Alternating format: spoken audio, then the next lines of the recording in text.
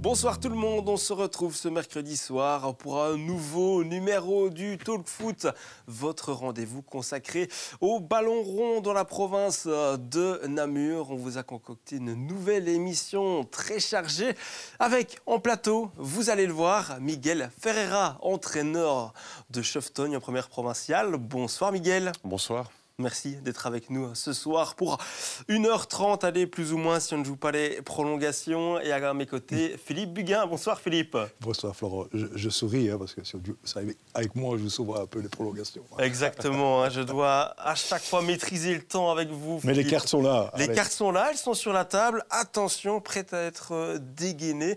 Nos amis de la régie aussi peuvent les sortir à tout moment. En visio, on aura également deux personnes avec Anthony Benazzi, l'attaquant de l'Arquet, et Xavier Remakers, le gardien et futur T2, également de Ligny. On va donc parler de foot national, mais aussi de foot provincial ce soir. Et puis, bien entendu, nos rubriques. Vous l'avez compris, si on a Miguel avec nous en plateau, on aura donc une équipe type de P1 ce soir. Allez, vous avez le programme. Maintenant, on lance la première mi-temps. Allez, c'est parti. Miguel, on disait entraîneur de Cheftogne, vous habitez à Évrehaille. C'est ça. Mais on va laisser le soin à Philippe de dresser le portrait de Miguel. Vous avez préparé cela, hein, Philippe? Toujours. Oui. Pour ceux qui ne connaissent pas encore bien Miguel, c'est Miguel Ferreira da Silva, origine portugaise, du côté des grands-parents, du côté des parents... Du côté du grand-père. Du grand-père. Il est né à Varango Campo, dans le nord du Portugal. Près de Braga. Près de Braga, c'est ça. Voilà. Ils sont venus dans les années 70 en Belgique. Mais vous n'êtes pas encore allé voir un petit match à Braga pour un très beau stade. Ça reviendra peut-être un jour. 48 ans, le bel âge, l'âge de la maturité, comme on dit. Directeur de site chez Mediamarkt. Ça fait 20 ans que vous êtes dans cette société. Vous êtes sur le site d'Arlon pour le moment, mais vous voyagez beaucoup. Vous êtes originaire de la Basse-Sambre, au Velay. Et comme l'a dit Florent, vous êtes aujourd'hui établi avec une belle petite famille à Évrehaille, sur les hauteurs de Ivoire. Absolument.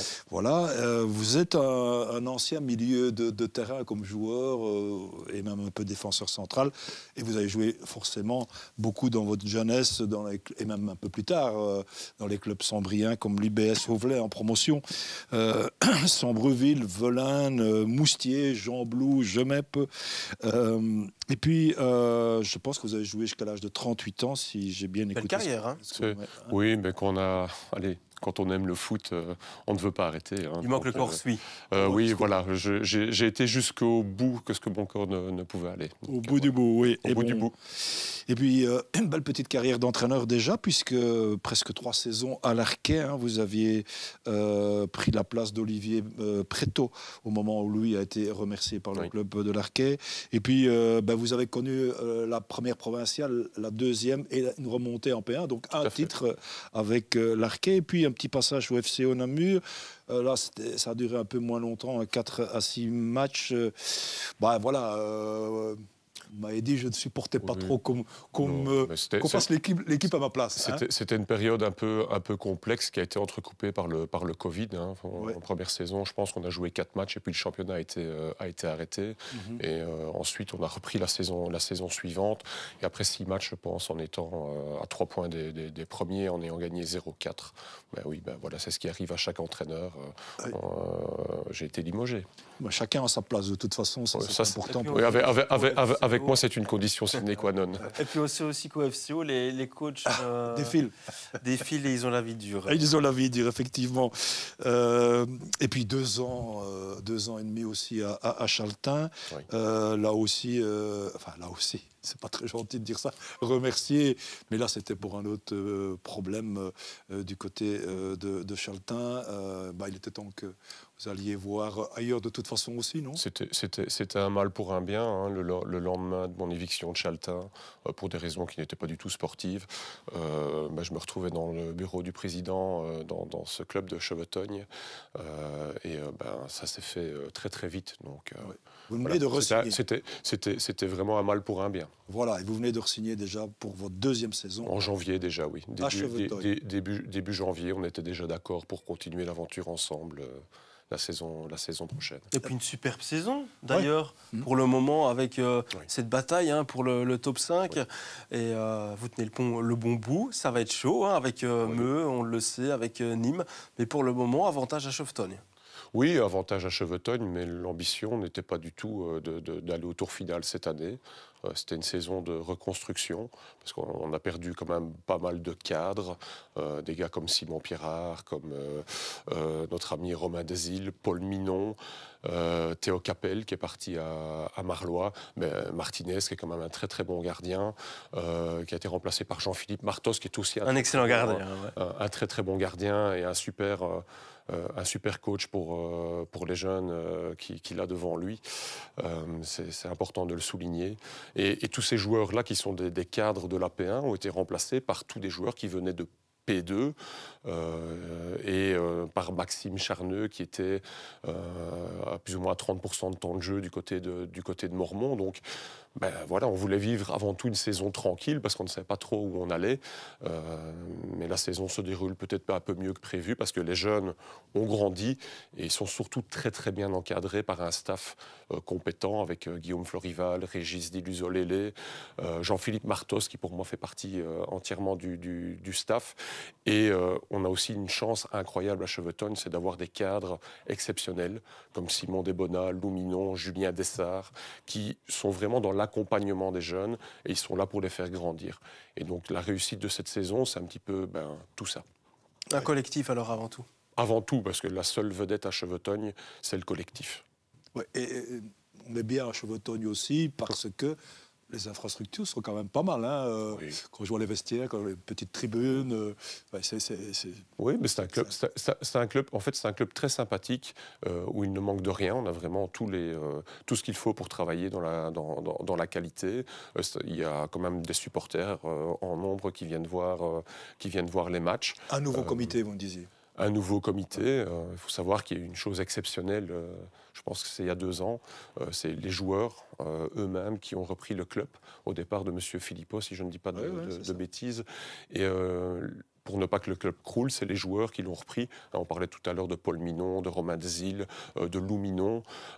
Et c'est grâce à ces joueurs-là que le club de Chevetogne existe encore aujourd'hui. Et maintenant, une structure dirigeante qui est en train de se construire pour les années à venir. Autour de M. Rossion, c'est ça? Autour de Nicolas Rossion, oui, qui est le président. Oui. Et qu'est-ce qui fait que Chevetogne est un club un peu à part? S'il y avait, il y a un esprit de famille, il y a des belles infrastructures, comme on dit, mais qu'est-ce qui fait qu'on tient tellement à ce club? On se dit souvent avec les dirigeants, c'est une expression de Pascal Mathieu que je salue. On est des gens sérieux, mais on ne se prend pas au sérieux.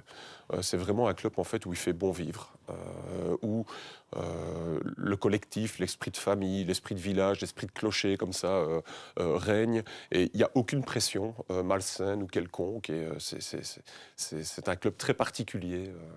Je dis toujours le petit village d'irréductible Coccinelle qui se trouve là au milieu de certaines grandes puissances sportives. Et pourquoi on les appelle Coccinelle en fait? Moi, je me pose la question là maintenant, mais la vérité, je ne le sais pas. Je ne le sais pas. Si quelqu'un peut nous le dire sur le chat, ce serait sympa. Si Laurent Dozimon, notre confrère de ma télé, nous suit ce soir, Laurent aura certainement la réponse. On compte sur toi si tu nous entends, Laurent. Pourquoi les appelle-t-on les Coccinelles? D'ailleurs, c'est la rue des Coccinelles. Ah, voilà. Il faut peut-être pas aller plus loin. Je pense qu'il ne faut pas chercher midi à 14h. Voilà. Tout à fait. On a d'ailleurs Diego Demoulin dans le chat. On le salue qui nous dit coucou à tous les Coccinelles et puis Lucas Bézin, un entraîneur fantastique, ce Miguel. Lucas. Oui, Lucas que j'ai connu à l'Arquet. C'est un gamin qui nous a suivis, qui a toujours été avec nous. Son papa était délégué. Il y a Brandon, son frère aussi. J'ai beaucoup de bons souvenirs de l'Arquet en tout cas. Et ils en font partie. Vous parliez des clubs qui entourent Chevetogne. Il y a bien entendu le Condrusien. Oui. Et ce week-end, une victoire 3-0 face aux Condrusiens. Après la défaite face à Grandlay, face à Meux 2-4, à la maison, là, vous avez marqué quand même un coup en or pour vous relancer pour le top 5. Et avec la manière, 3-0 face aux Condrusiens en plus. Mais, oui, alors le résultat est spectaculaire, 3-0, mais on a peut-être assisté au plus mauvais match de Chevetogne depuis le début de saison, en tout cas d'un point de vue purement footballistique. Mais les deux résultats résultats précédents contre Spi et contre Meux, 2 défaites, on venait de faire un 0/6. On a décidé de jouer un peu autrement et de se dire on va privilégier le résultat avant l'amusement et le beau jeu. Donc la manière n'y était pas, mais ce qui était important, c'était le résultat pour nous laisser dans la course au tour final. Et ça va être chaud, hein. Ça va être chaud avec Nîmes, Meux. Même Spi qui est à 6 Spi points. qui pourrait encore venir, tout le monde est toujours en lice. Hein, tant que le championnat n'est pas fini, il reste 9 points. Tout le monde est encore en lice, donc tout peut arriver. En haie, contre Pétigny et Ouépion, le dernier match. Et à Ouépion. Bon, évidemment, en haie et Ouépion ne sont pas encore complètement rassurés sur leur sort, loin s'en faut, surtout pour en haie. Encore, Pétigny, voilà, ils ont le maintien en poche là maintenant. Donc, programme quoi. Mais depuis que Sébastien est là, il faut. Mais voilà, exactement. Je ne suis pas trop d'accord avec l'analyse. On n'en veut pas, tu sais bien. On fera en parler. Je pense que la fin de saison de Cheveton est très compliquée. Pourquoi ? Parce que en haie va jouer pour se sauver. Ouépion, c'est le dernier match. Ils risquent de jouer pour se sauver. Aussi. Donc, ce qui veut dire qu'on va avoir 2 équipes ultra motivées face à nous. Et je suis totalement d'accord avec ce que tu dis. Pétigny a un regain de forme depuis l'arrivée de Séba Mercier, qui fait déjà du bon travail. Et donc, oui, non, ça ne va pas être une fin de saison facile. Il va falloir faire preuve de beaucoup d'humilité, beaucoup de travail, si on veut arriver à décrocher cette 5e place. Donc, rien n'est acquis. Il faudra plus que 3 points, de toute façon. Hein. Donc, bien sûr. Supposer que Pétigny, ce serait plus facile. Avec 3 points, c'est pas encore. Il faut quasi les 9 sur 9, 7 sur 9. De toute façon, alors l'avantage, c'est qu'on a notre sort entre nos mains. Ça, c'est l'avantage. Mais après, voilà, à nous de faire le boulot et réaliser un 9 sur 9. Mais ce sera difficile parce que ces équipes ont quelque chose à jouer. Je le répète, en haie ou Épion. Et Pétigny est sur une bonne spirale. Et Nîmes, ils ont quel programme? Je peux vous dire parce ça très rapidement. Nîmes a 1 point de retard sur vous. À Ouépion, ils reçoivent Rochefort et ensuite, le dernier match, ils vont à Rennes. Oui, donc c'est compliqué à dire. Oui, voilà. C'est des spéculations. Oui, tout est possible. Tout est possible en fin de saison. Par contre, vous le disiez, avantage peut-être pour Shefton, c'est que vos joueurs n'ont pas la pression. À Nîmes, c'était annoncé en avant-saison par Alain Barbier. On le savait. Meubé, l'appétit est venu aussi en mangeant, mais Shefton... Non, mais ce serait la cerise sur le gâteau. On n'a absolument aucune pression. Si on y va, notre saison est réussie. Et nous, c'est un petit peu comme si on avait été champion, tout simplement. Parce que je pense que les 4 premières équipes dans la série de P1 sont des équipes hors normes. Allez, peut-être pas, je ne vais pas parler comme ça, je vais dire simplement, mais pour moi, la meilleure équipe de P1, c'est le Condrusien. Et pour le moment, Shefton est 2e et Nîmes 3e. C'est vrai? Pas un Grand Lay, pas un Evelet? Mais Grand Lay, Evelet et Rochefort, il faut être réaliste. C'est des équipes qui n'ont rien à faire en P1. C'est des équipes qui ne sont pas bâties pour la P1 et qui sont bâties déjà là, telles qu'elles sont pour la nationale. Donc voilà, c'est pour ça que je dis simplement, pour moi aujourd'hui, le classement de P1, c'est 1 Condrusien, 2 Chevetogne et 3 Nîmes.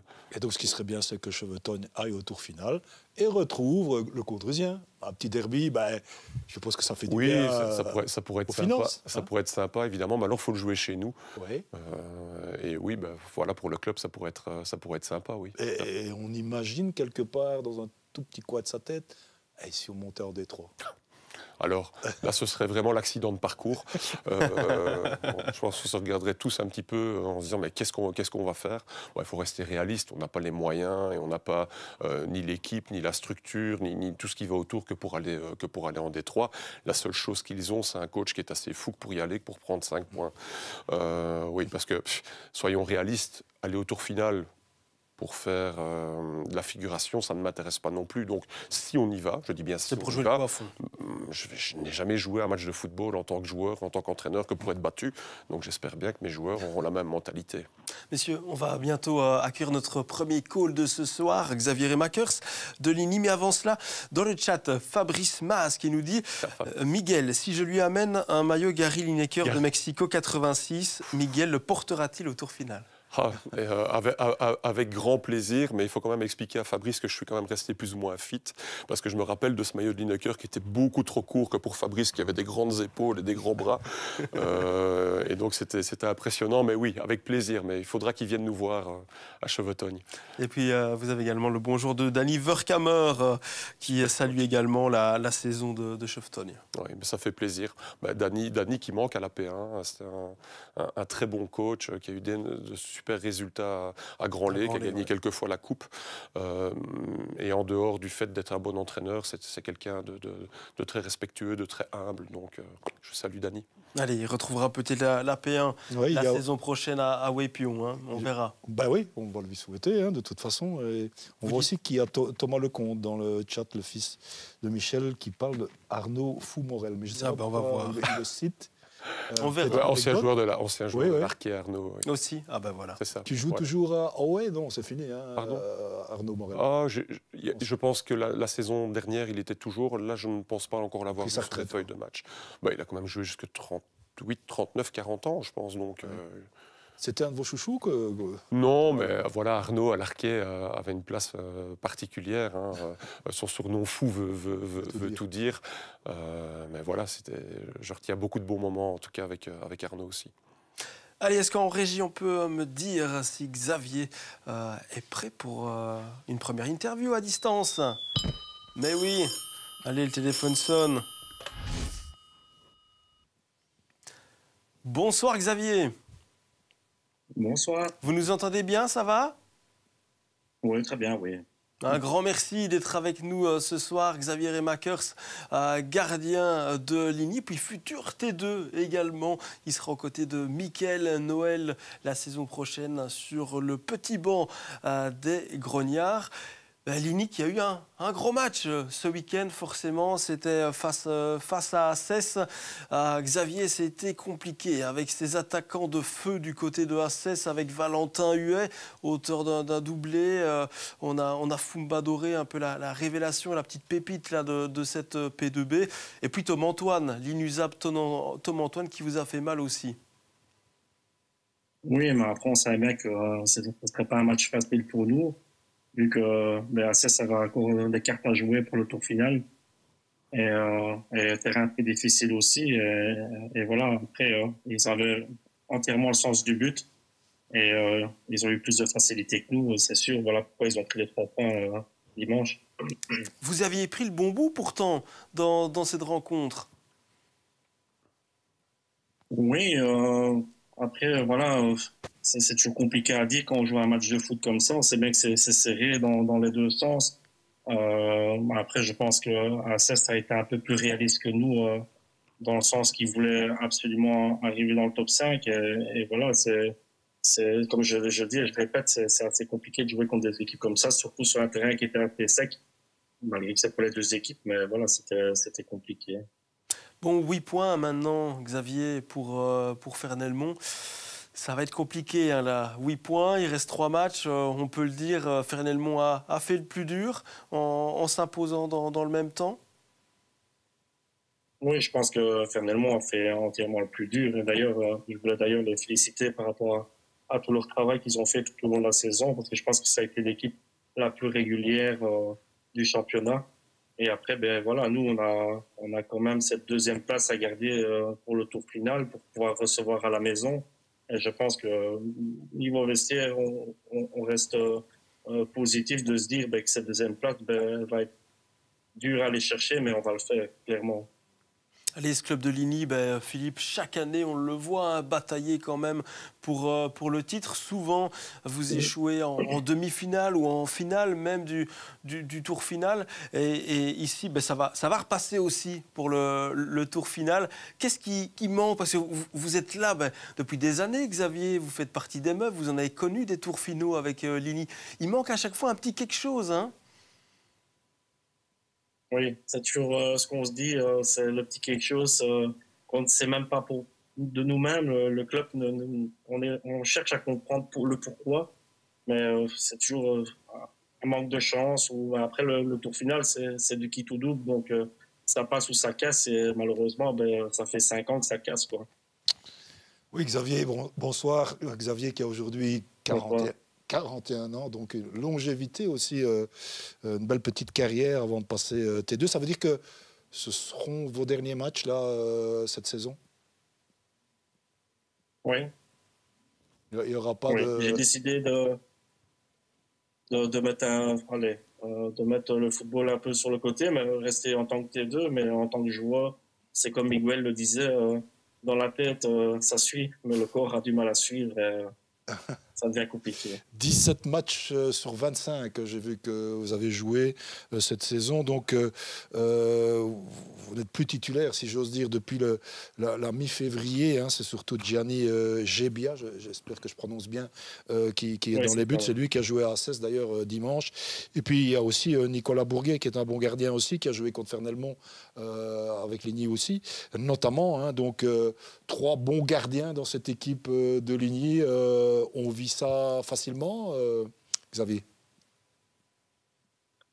Forcément, vu l'âge, ça devient... Voilà, moi, j'ai toujours été comme ça, même si ce sont des jeunes qui sont là au sein du club. J'essaie toujours de prouver, même encore à 41 ans, que je peux être plus fort qu'eux. Et après, voilà, ça a été compliqué. En septembre, j'ai perdu ma maman. Donc, forcément, j'ai été moins aux entraînements. Donc, ça a été les autres gardiens qui ont pris le rôle dans les cages. Et puis, il y a 3 semaines, je me suis fait une entorse de l'épaule. Et puis, du coup, voilà, de nouveau mis sur le côté. Mais j'y crois de retourner sur le terrain pour le tour final. J'espère que le coach me fera confiance. Et voilà, quoi. Oui, alors, j'ai tenté de vous joindre par téléphone tout à l'heure, mais comme vous êtes maçon dans la vie de tous les jours, vous êtes en train de construire un château, vous n'avez pas eu le temps de me répondre au téléphone. Je voulais savoir... que vous me rappeliez un peu votre belle petite carrière. Là. Je sais qu'à un moment donné, Carmine Pacella a été vous chercher pour jouer à Spi. Hein, Ligny, vous avez fait beaucoup de saisons à Ligny et on en parlait aussi avec Miguel. Est-ce que Xavier n'a pas joué à Velen? Il va nous le dire, là où il a joué en équipe première. En équipe première, j'ai fait quelques clubs. Je pense que à l'époque, je devais avoir 18-19 ans quand j'ai commencé à faire scène en première provinciale. La première saison, j'avais été deuxième gardien, puis la deuxième, je suis passé titulaire. Et de là, j'ai suivi un peu des coéquipiers. J'ai parti à Chapelle-Lémont, j'ai été à Gilly, toujours en première provinciale. Après, j'ai été à Velen. Je me suis retrouvé après à Ligny. Vous oubliez Spi? Et oui, Spi, bien sûr, parce que vous en parlez. Oui, Carmine ne va pas être content. Allez, un petit mot quand même de l'entraîneur Stéphane Decroix, hein, que vous avez cette saison. Ce sont des méthodes avec Stéphane très différentes qu'avec Jean-Baptiste Bertrand?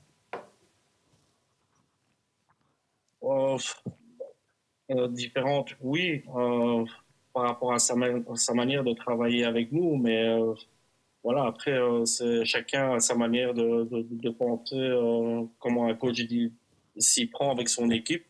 Voilà, après, moi, j'estime qu'on peut lui faire confiance et que jusqu'au bout de la saison, peu importe les décisions qui ont été prises au niveau coach pour la future saison l'année prochaine. Et voilà, quoi. Oui, la saison prochaine, donc rappelez-moi déjà le prochain. Avec Mickaël Noël. Oui, forcément. Le T2 de l'Arquet. Comment est-ce que ça fait un petit peu avec Mickaël, justement, pour devenir son assistant Xavier? Écoutez, moi, dans un premier temps, j'avais postulé pour être le T1 chez notre P3 à Ligny. Et puis, j'ai eu un coup de téléphone un vendredi soir de Jean-Baptiste Bertrand en me disant, voilà, j'ai quelque chose pour toi, à voir si cette personne-là veut vraiment travailler avec toi. Et apparemment, quand Mickaël Noël a appris que c'était moi qui proposait en tant que T2, il a été enchanté directement de se dire, OK, c'est Xavier, on se connaît. Et c'est un très gentil garçon d'ailleurs. On a déjà eu on a pris le temps de pouvoir se connaître un peu en allant boire un petit verre ensemble et faire un peu l'équipe qu'on voudrait pour l'année prochaine. Et c'est une très bonne personne.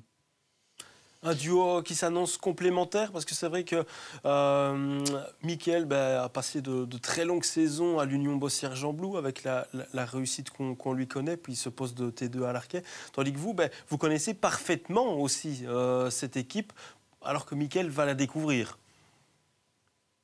Voilà, dans le sens, je pense que c'est plus dans ce sens-là qu'on a voulu un peu, c'est moi qui ai voulu avoir une place de coach, mais en sachant que ben voilà, moi je connais tout ce groupe depuis des années. Je pense que ça fait bientôt 15 ans que je suis au club de Ligny. Et ben, c'est un parcours qui a été fait dans le vestiaire. Des joueurs comme Henri Hainaut, David Léonard, ce sont des joueurs que je connais depuis. Je pense qu'Henri Hainaut, c'était un supporter hooligan, entre guillemets, qui venait supporter Ligny étant plus jeune. Mais là, il se retrouve avec moi en équipe première. Ce qui est extraordinaire dans cette série 2B, c'est que même en étant deuxième, comme l'est pour le moment Ligny, souvent on se dit deuxième, ben ça va, on va aller au tour final. Mais s'il reste 3 matchs à jouer, Ligny doit encore aller à Emine, recevoir Jamp, a priori c'est jouable. Et puis il y a ce fameux match, pour le tout dernier match du championnat, c'est à Oé.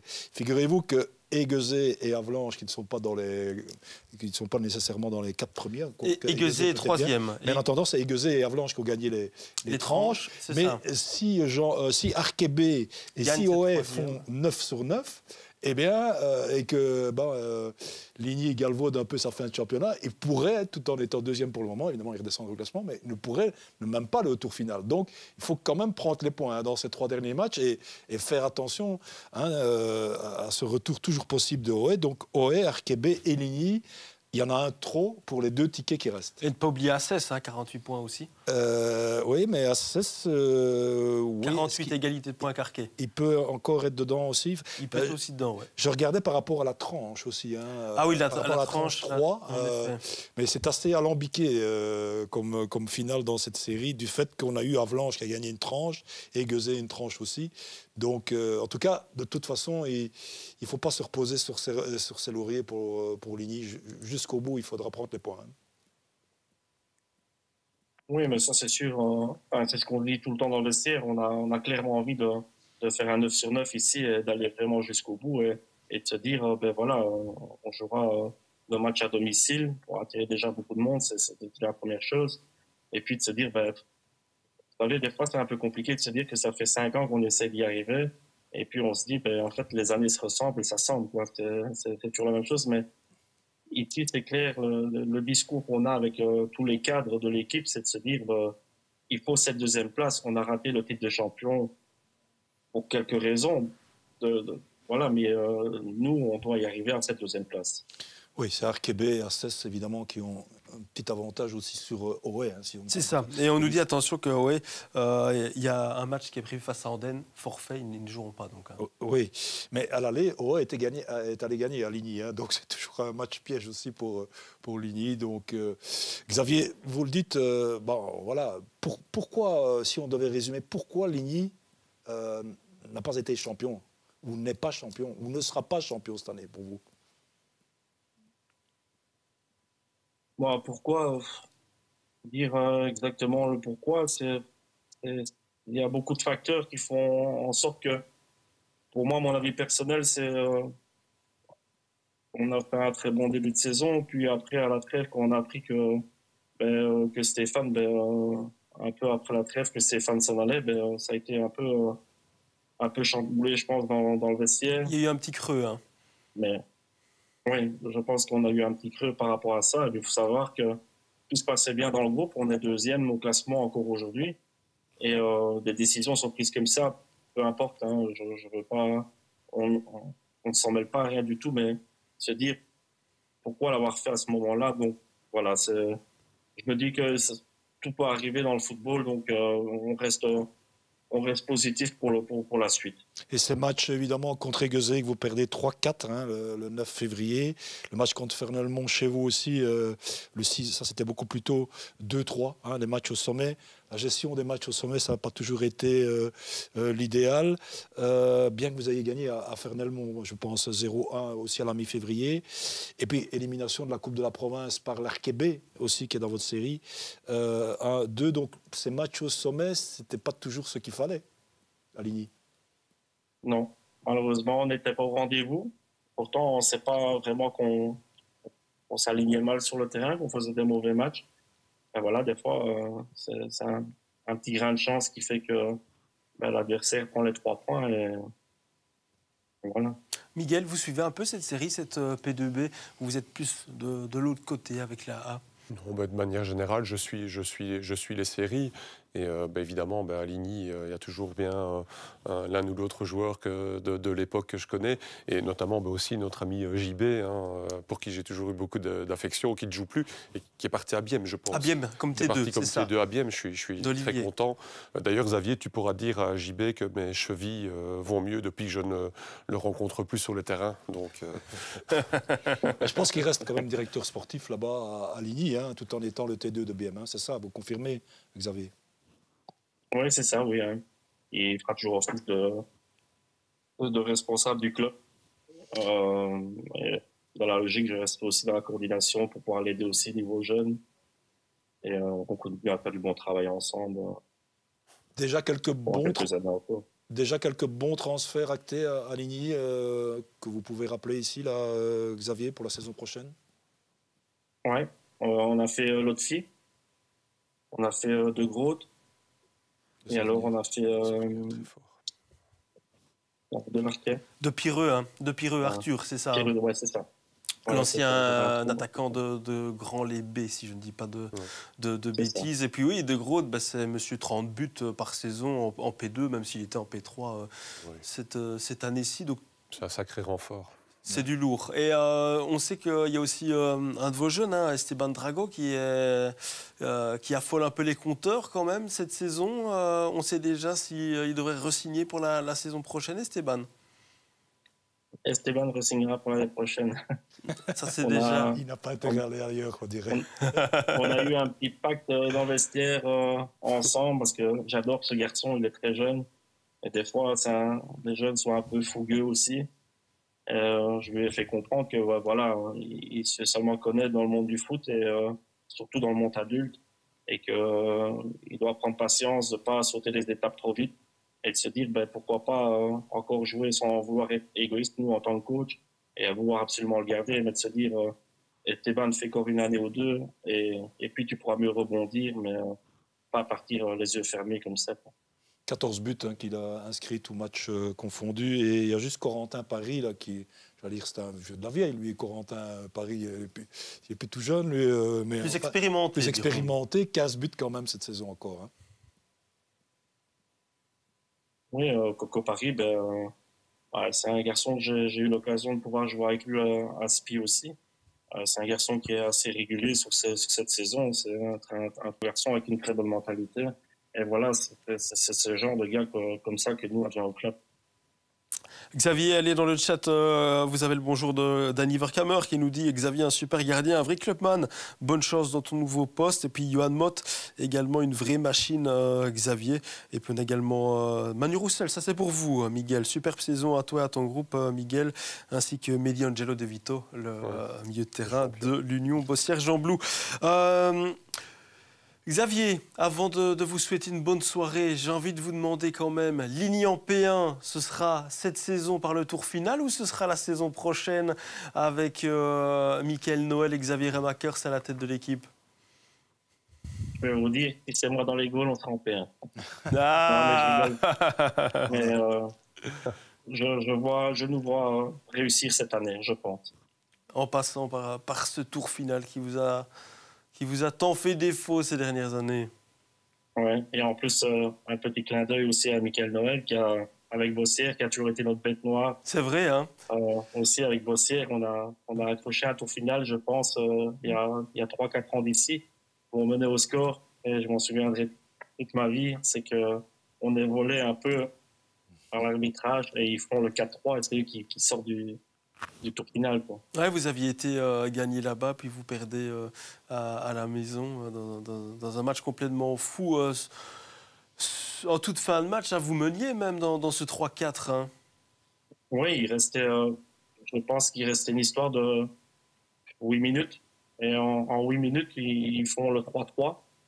Et puis dans les arrêts de jeu, un arbitre, le juge de ligne lève son drapeau pour signaler le joueur hors jeu.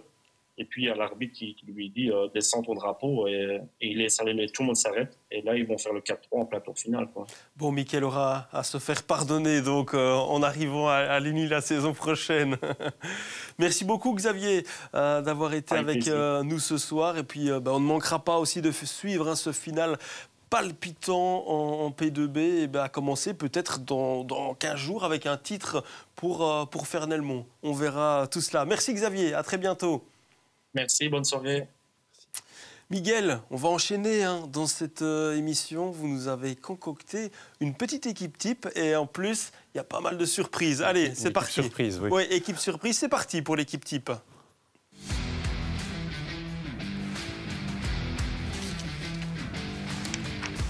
Le 11 de base de Miguel Ferreira avec, et non, pas de Vincent Rousseau de Grand Lay dans les buts, mais Robin Minet du Condrusien. Ouais, tout à fait, le gardien du Condrusien. Maintenant, Robin, je pense que ça fait 2-3 ans qu'il est en équipe première et qu'il défend les cages du Condrusien. C'est un jeune garçon, je pense qu'il a 20 ans. C'est un 2004, si je ne dis pas de bêtises. Il faut savoir qu'il sort ici d'une saison l'année passée avec Damien Trimboli, où le Condrusien a terminé 2e ou 3e, je ne sais plus, où il était titulaire indiscutable. À nouveau, cette année, le Condrusien a fait une belle saison avec lui dans les perches. Alors, il est la concurrence de Cyril Delette à un moment donné, mais venu de Dinan, venu de Dinan, et il a gagné son combat. Et donc, c'est un jeune gardien qui a beaucoup d'avenir et beaucoup de potentiel et qui fera une belle carrière. En tout cas, j'en suis convaincu. Il a gagné son combat avec Cyril Delette, qui avait quand même sorti encore un tout grand match en finale de la Coupe de la Province. Donc, c'est une valeur sûre de la première province. C'est une valeur sûre déjà de son jeune âge, et j'espère pour lui qu'il a de l'ambition et qu'il pourra aller un jour plus haut. Il est plus fort sur sa ligne que dans ses sorties aussi. Oui, il a peut-être son petit bémol par rapport aux sorties aériennes. Après, je ne suis pas un grand spécialiste des gardiens, mais il est très bon sur sa ligne. Et c'est vrai que sur phase arrêtée, sur les ballons aériens, il a peut-être un peu de points de progression. Allez, 4 clean sheets pour Robin Minet. On va découvrir la défense de ce 4-2-3-1 avec Lou Warzé, l'arrière-gauche du Condrusien, Juan Doni également du Condrusien, défense centrale, Ilan Signé, ça c'est un habitué de notre rubrique, le défenseur central de Grand Lay. Et puis Abed Mirzada, autre petit nouveau de Bossière-Jean-Blou. Oui, mais voilà, je vous ai donné un petit peu de travail au niveau des photos. Il a fallu chercher un petit peu. Exactement, c'est bien d'ailleurs. C'est une défense très jeune, un gardien très jeune, un 4 arrière très jeune. Lou Warzé, qui a de la taille, un volume de course incroyable. Il a 4 poumons. 4 poumons, tout à fait. Il peut même jouer un cran plus haut. D'ailleurs, c'est ce qu'il a fait chez nous. Et il pistonne énormément. Il pistonne énormément. Évidemment, il est encore perfectible, mais c'est un garçon qui a beaucoup de potentiel. Juan Doni, donc c'est déjà 3 joueurs de Condrusien, faire attention qui ne pensent que je veuille leur voler des joueurs, mais c'est pas le cas. Vous allez avoir un appel de Guy Bourgeois, je pense. Oui. Donc voilà, Juan Doni qui est à 100% de temps de jeu cette année. Qui vient de Marlois, si je ne dis pas de bêtises. Simple, efficace, relance très bien, il a de la taille. Ilian Signé, évidemment connu. Manu fait du très très bon travail avec lui. Moi, ce que j'apprécie chez Manu, c'est qu'il est allé chercher des jeunes, évidemment aussi pour son équipe de Grand Lay, mais il les développe et il les fait jouer. Et ça, c'est important. C'est pas juste prendre des jeunes dans son noyau que pour dire que j'ai des jeunes. Et donc, bravo à Manu. Pour faire 16e. Exactement. Donc bravo à Manu pour l'éclosion de Ilan et du travail qu'il fait avec lui. Et Mirzada, c'est une belle trouvaille de mon ami Guillaume Gauthier, qui est à 2006, je pense, qu'il a 18-19 ans. Tout jeune alors. Tout jeune, et qui a un bel avenir devant lui et qui a une belle histoire aussi. Oui. Origine afghane. D'origine afghane, oui. Qui serait repris en équipe nationale des U21, je pense. À condition d'aller en Détroit. En Détroit. Tout à fait. Et Guillaume m'en dit le plus grand bien. Et un jour, c'est une certitude, il ira aussi en Détroit. Donc, vous voyez le 4 arrière, c'est très jeune. 18 ans, 20 ans. Voilà. Allez, c'est sympa, de belles découvertes. Aujourd'hui, l'équipe type est un clin d'œil au coach formateur. Voilà. Allez, on enchaîne justement avec le milieu de terrain. Autre joueur de l'Union Bossière-Jean-Blou, Louis Sandron aux côtés. L'une de vos connaissances. Oui. Bah, j'aurais voulu évidemment mettre beaucoup plus de joueurs de Chevetogne, mais bon, là, c'était pas le but non plus. Mais l'association des deux joueurs, c'est ça qui m'intéresse. Louis Sandron, d'ailleurs, j'ai joué avec le papa à l'époque à l'UBS Auvelais, Greg Sandron. Louis Sandron et Sébastien Kuhn, il y a de la taille, il y a du physique, il y a du foot. Je ne veux pas être le numéro 10 qui va se farcir ces deux-là dans l'animation. Ils savent jouer au foot, ils se projettent. C'est des vrais. Sébastien Kuhn, il sait tout faire. Il sait jouer en 6, il sait jouer en 8. Des profils il de sait jouer en boxe. 10. Il a tous les profils, en fait. Il peut même jouer en 9 aussi. C'est pas un problème. Et Louis Sandron fait une superbe saison. Et c'est un gars qui a beaucoup de potentiel, une belle mentalité, très humble aussi, un peu comme son papa à l'époque. Et je pense que c'est une paire jeune aussi, mais qui serait diablement efficace. Sébastien Kuhn, que vous êtes allé chercher à Havelange. À Havelange, en P2, tout à fait, oui. Voilà.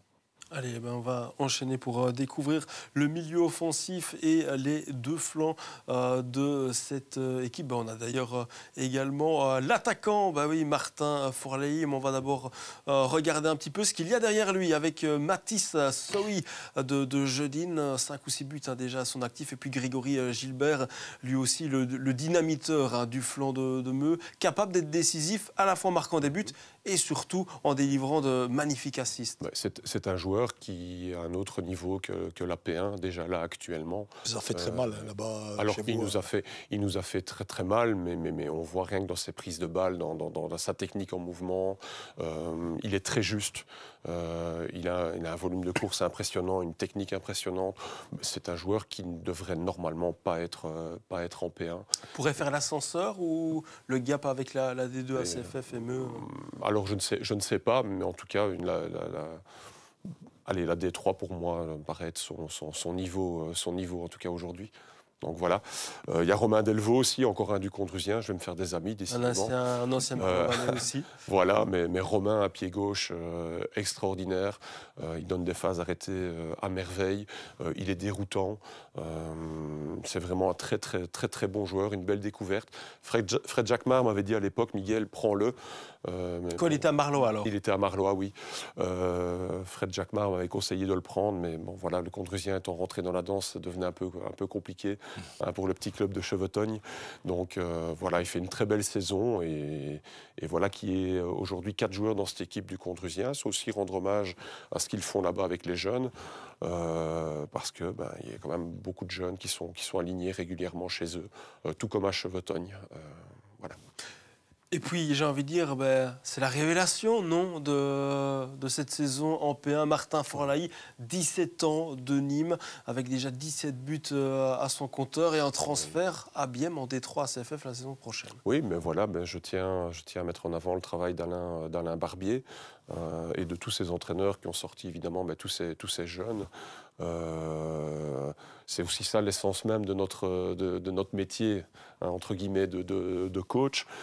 C'est de sortir des pépites de division inférieure et de sortir des jeunes que l'on a à disposition. Quand je vois l'éclosion de Martin Forley cette année, quand vous voyez qu'Alain est un ancien attaquant, Alain connaît le football, a connu la nationale, même chose pour d'autres joueurs à d'autres postes dans d'autres clubs. L'importance des coachs dans l'éclosion des joueurs, c'est important. Donc c'est un clin d'œil à tous ces coachs qui forment des jeunes. J'aurais pu mettre Yannick Allet aussi, que Sébastien Mercier a sorti. Virgile Dubois, qui a été façonné par Eric Yonkers. Donc voilà, j'en ai 5-6 chez moi aussi qui auraient mérité peut-être d'être dans cette équipe. Donc je veux dire, dans la 7P1, ça regorge de talent. Quand on est bon, il faut sélectionner, quoi. Il faut donner confiance à ces jeunes, même très tôt, à 17-18 ans, pas de problème, quoi. Il faut leur faire confiance, il faut leur donner la possibilité de s'épanouir et de jouer. Après, il faut rester aussi lucide à un moment donné. Je l'expliquais tout à l'heure, une des réussites de Chevetogne, c'est l'encadrement, c'est la colonne vertébrale de Chevetogne, avec des gars comme Debona, Dessart, Louminon, Jean-Philippe Martos. Évidemment, que des jeunes, ça risque de ne pas toujours fonctionner comme il faut. Ils ont besoin d'être bien encadrés. Le plus jeune chez vous, à quel âge en équipe première 19 ans. 19 c'est ans. Il y a Louis Grodon, il y a Jonas Guillaume, Hugo Tonon, Thomas Fourneau. Je pense qu'ils ont génération 2004-2005, oui. Quelques-uns. Mais en tout cas, Philippe, cette équipe type-là, ce serait intéressant de la ressortir dans 3 ans. Ouais. Parce que quand on voit le potentiel qui est là, il y a des joueurs qui, à mon avis, risquent d'aller bien plus haut que la P1. Oui, mais voilà, c'est une équipe qui... Allez, je suis curieux, comme tu dis, de voir dans 3 ans. Je suis certain qu'il y aura au moins la moitié qui sera en D3, si pas plus. Et on a d'ailleurs Thomas Ligo qui nous dit très belle équipe de moins de 21, c'est chouette de les mettre à l'honneur. Ah oui. Exactement. Et vous avez également le bonjour de Jean-Luc Ravigna, le portier d'Assès. Et puis Lievens Ferenc aussi qui vous remet le bonjour. Messieurs, avec cette belle équipe type-là, c'est l'heure de marquer une petite pause pour nous, mais pas pour Philippe. Allez, on enchaîne avec la revue de presse.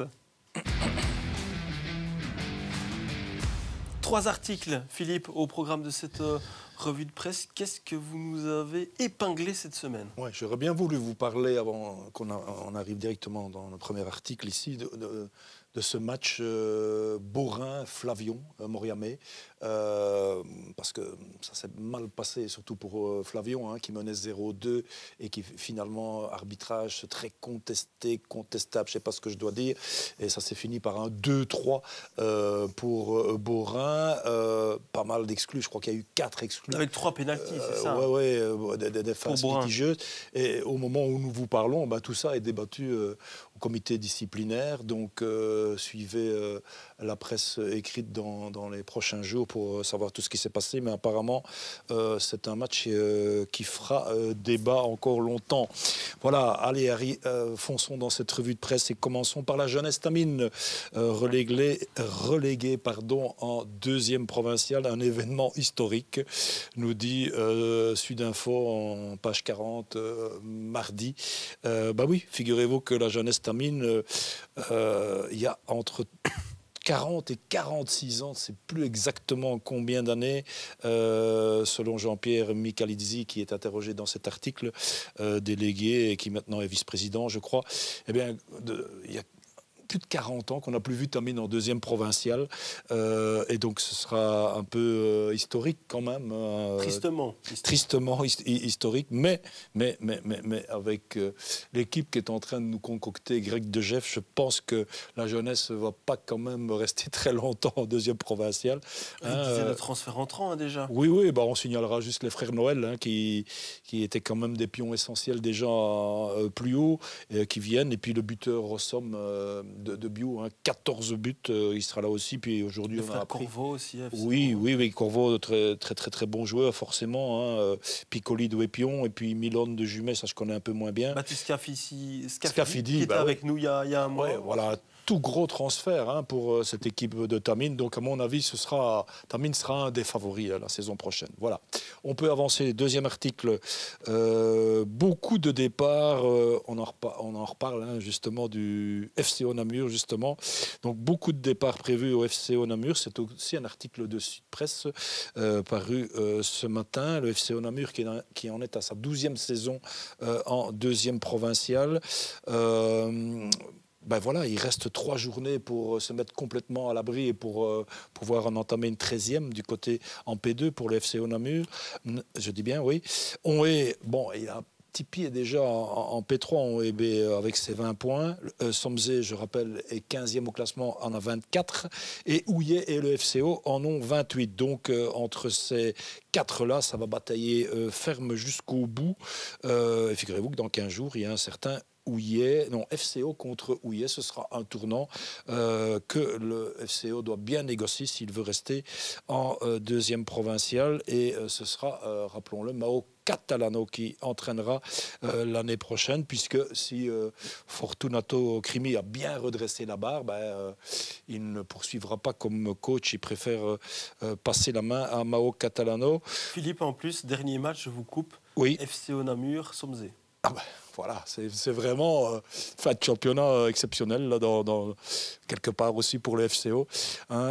Et donc Crimi à Gatineau, un autre des Crimis qui est out pour le moment. Leider est suspendu, Premont sera en vacances et Corvo et Husquin sont déjà incertains. Je parle du match contre Houillet, mais bon, incertain.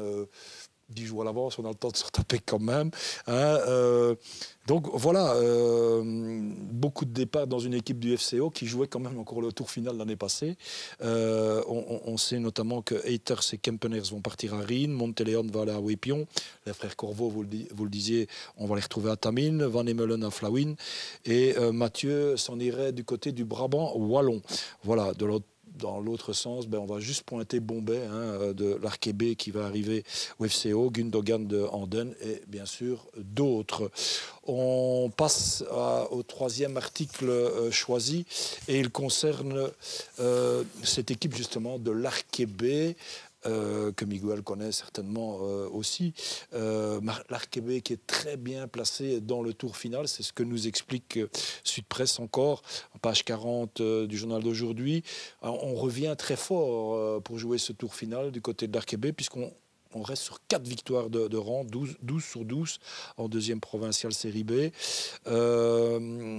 Voilà, ex-aequo avec Assès à la 4e place, 48 points, mais une victoire de moins qu'Assès. Je pense que Assès est devant avec une victoire de plus. Vous confirmez, Florent ? Je confirme. Voilà. Alors, amusant quand même de voir qu'un garçon comme Florian Namèche joue maintenant avec l'Arkebe alors qu'il était transféré et il était venu pour jouer et jouait d'ailleurs en D3 à CFF au début de saison. On voit aussi que Arthur de Pireux qui part à Ligny, il marque à chaque match. Donc il est encore buteur ce week-end. Voilà. Alors, voilà, dans l'article, il réexplique qu'il faut un 9 sur 9 absolument pour l'Arkebe pour être sûr de gagner cette 3e tranche. Et en gagnant cette 3e tranche, et là c'est sûr du tour final. Mais il faut bien négocier contre Drusien B, le match à Aiguezé, et puis contre Fernelmont qui sera peut-être des mobs puisqu'il sera champion, mais bon, ça c'est quand même du costaud. C'est quand même Arkebe et Assès sont au coude à coude, mais si chacun gagne ses 3 derniers matchs et si Ligny fait pareil, Assès n'ira pas au tour final. C'est Arkebe qui ira avec Ligny, Avalanche et Aiguezé, puisque l'Arkebe gagnerait cette tranche. Voilà, on aura une fin de championnat palpitante dans le bas du classement aussi, dans cette 2B. Merci beaucoup Philippe pour toutes ces infos. Miguel, on a parlé de Tamine, on a parlé du FCO, des clubs que vous suivez encore ? Oui, je suis le football de manière générale, mais un peu de loin comme ça. Je ne suis pas du genre à aller sur le bord des terrains. Mais oui, moi ça me fait vraiment de la peine de voir Tamine descendre en P2. Après l'UBS Auvelais, c'était devenu le club phare de la Basse-Sambre.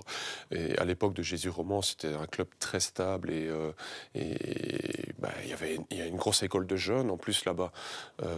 Et donc ça fait mal de les voir descendre en P2, mais je suis assez d'accord avec Philippe sur le constat que le fait d'avoir fait revenir un entraîneur local qui connaît la maison, qui connaît la mentalité taminoise, avec Greg, on a fait revenir des Caca Noël, j'ai entendu, et d'autres joueurs qui vont suivre. Donc j'espère que Tamine va renaître de ses cendres et au minimum se retrouver en P1 rapidement. Et se refaire une santé financière. Et se refaire une aussi, santé. Parce que mais voilà, après je ne suis pas dans le secret des dieux, mais j'ai eu vent qu'apparemment l'entourage de l'ancien président Jésus Roman, où Jésus reviendrait un petit peu s'impliquer dans le club. Donc je pense que ça pourrait faire beaucoup de bien justement pour aider Tamine à se relever. Parce que c'est quand même incroyable d'avoir fait tout ce que ce président a fait pour ce club, pour en arriver là aujourd'hui, quoi.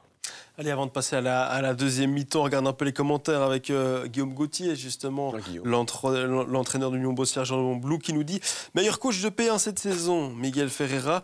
Et alors, on a Pierre de Voist, récent champion, forcément, avec Pondrome en P2A, qui nous dit « Non, je confirme, même invité à venir à Profondeville dimanche, Miguel a préféré rester pépère dans son divan ». Voilà. Ouais, j'ai une vie bien remplie entre mes obligations professionnelles, le foot, ma vie familiale. Et le dimanche, l'avantage maintenant à Chevetogne, c'est qu'on joue le samedi soir. Et donc le dimanche, je consacre entièrement à mon fauteuil, mon épouse et mes enfants. Et Pierre, c'est quelqu'un que vous connaissez Ah oui, Pierre, j'adore Pierre. On a toujours des discussions très passionnées, très nourries autour du foot. On est deux passionnés. J'ai découvert aussi Guillaume Gauthier, que je ne connaissais pas. C'est quelqu'un qui vaut vraiment la peine d'être connu. C'est aussi un vrai passionné qui a cette capacité, Guillaume, d'aller chercher des joueurs de division inférieure et d'en faire des joueurs de P1. Donc il faut mettre ça en avant. Et Pierre, concernant Pierre, le travail qu'il fait à Pont-de-Rome depuis des années, c'est extraordinaire. Et vous soulignez aussi le travail de Van Kraan, qui est... Ah oui, tout à l'heure, je vous parlais, oui, tout à fait. Il a pris énormément de jeunes du Condrusien pour partir avec lui à Fernelmont. Regardez, il joue le titre directement. Ils vont monter en P1. Donc c'est aussi un entraîneur formateur, oui, qui apporte quelque chose à notre football. Oui, j'ai envie de dire, il y a une nouvelle génération d'entraîneurs qui émerge un petit peu au niveau de la P1 namuroise. Et c'est bien un petit peu de renouveler tout cela. Mais je voue toujours un culte important à des gars comme Eric Jonkers et Rudy Ancio. On vient d'une génération où on respectait beaucoup les anciens. Et moi, j'ai beaucoup d'admiration pour un gars comme Rudy Ancio et comme Eric Jonkers. Donc, c'est bien d'en avoir des nouveaux qui arrivent dans le cercle des entraîneurs de P1, mais il faut aussi respecter les anciens. Et moi, l'avantage, c'est que je suis un petit peu entre les deux. C'est magnifique. Vous venez de citer un coach qui était avec nous la semaine dernière et vous venez de citer un coach qui sera avec nous également la semaine prochaine. On peut déjà le dire, Eric Jonkers. Un peu de teasing. Voilà, exactement. Un peu de teasing. Eric Jonkers, le coach de Henri. Donc, allez, c'est le moment pour nous de lancer la deuxième mi-temps de ce talk foot. Et qui dit deuxième mi-temps dit également deuxième invité en visio, Anthony Benazzi, l'attaquant de l'Arquais. Est-ce que Anthony est avec nous?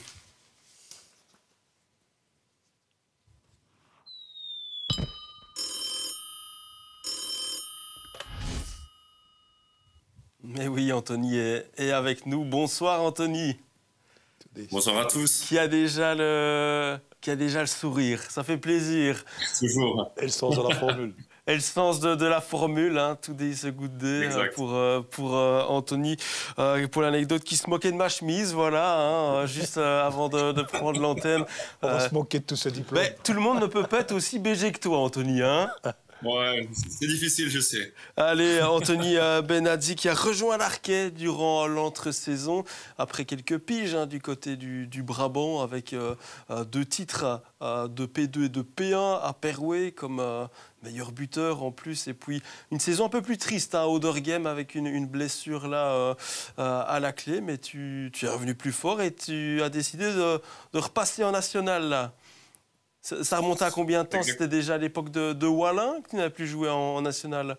Si, j'étais repassé à Braine à l'époque. Mais c'est vrai que j'ai eu quand même pas mal de blessures dans ma carrière où finalement j'avais dit que j'allais peut-être pas repasser en national tout de suite. Et puis l'occasion s'est présentée ici avec l'Arquais où Thibaut a trouvé les mots. Ça s'est fait assez naturellement. Et j'ai retrouvé un peu ce que je retrouvais à Wallin, à Perouet. C'est un club assez familial, ce que j'ai moins retrouvé dans mes clubs sur Bruxelles. Philippe, il a déjà une belle carrière, Anthony. Hein. Je suppose que vous avez quelques petites infos en plus à nous communiquer. Oui, Anthony, il a déjà, si j'ose dire, comme joueur, 33 ans, mais il a encore quelques belles années devant lui. Il me l'a dit, il n'est pas prêt d'arrêter. Ça, j'ai pas dit ça. Non, bon, ok. Il y a des origines italiennes quelque part, via la maman, via le papa?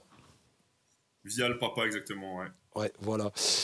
Vous êtes un Carolo au départ, mais maintenant vous êtes du BW, comme on dit, établi à Chaumont-Gistoux, architecte d'intérieur.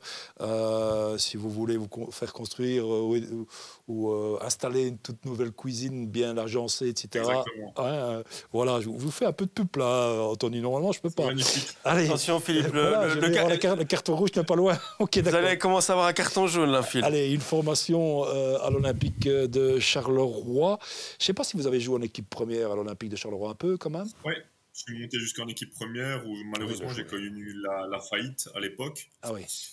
Où il y a un investisseur anglais qui était venu, qui avait ramené pas mal d'internet.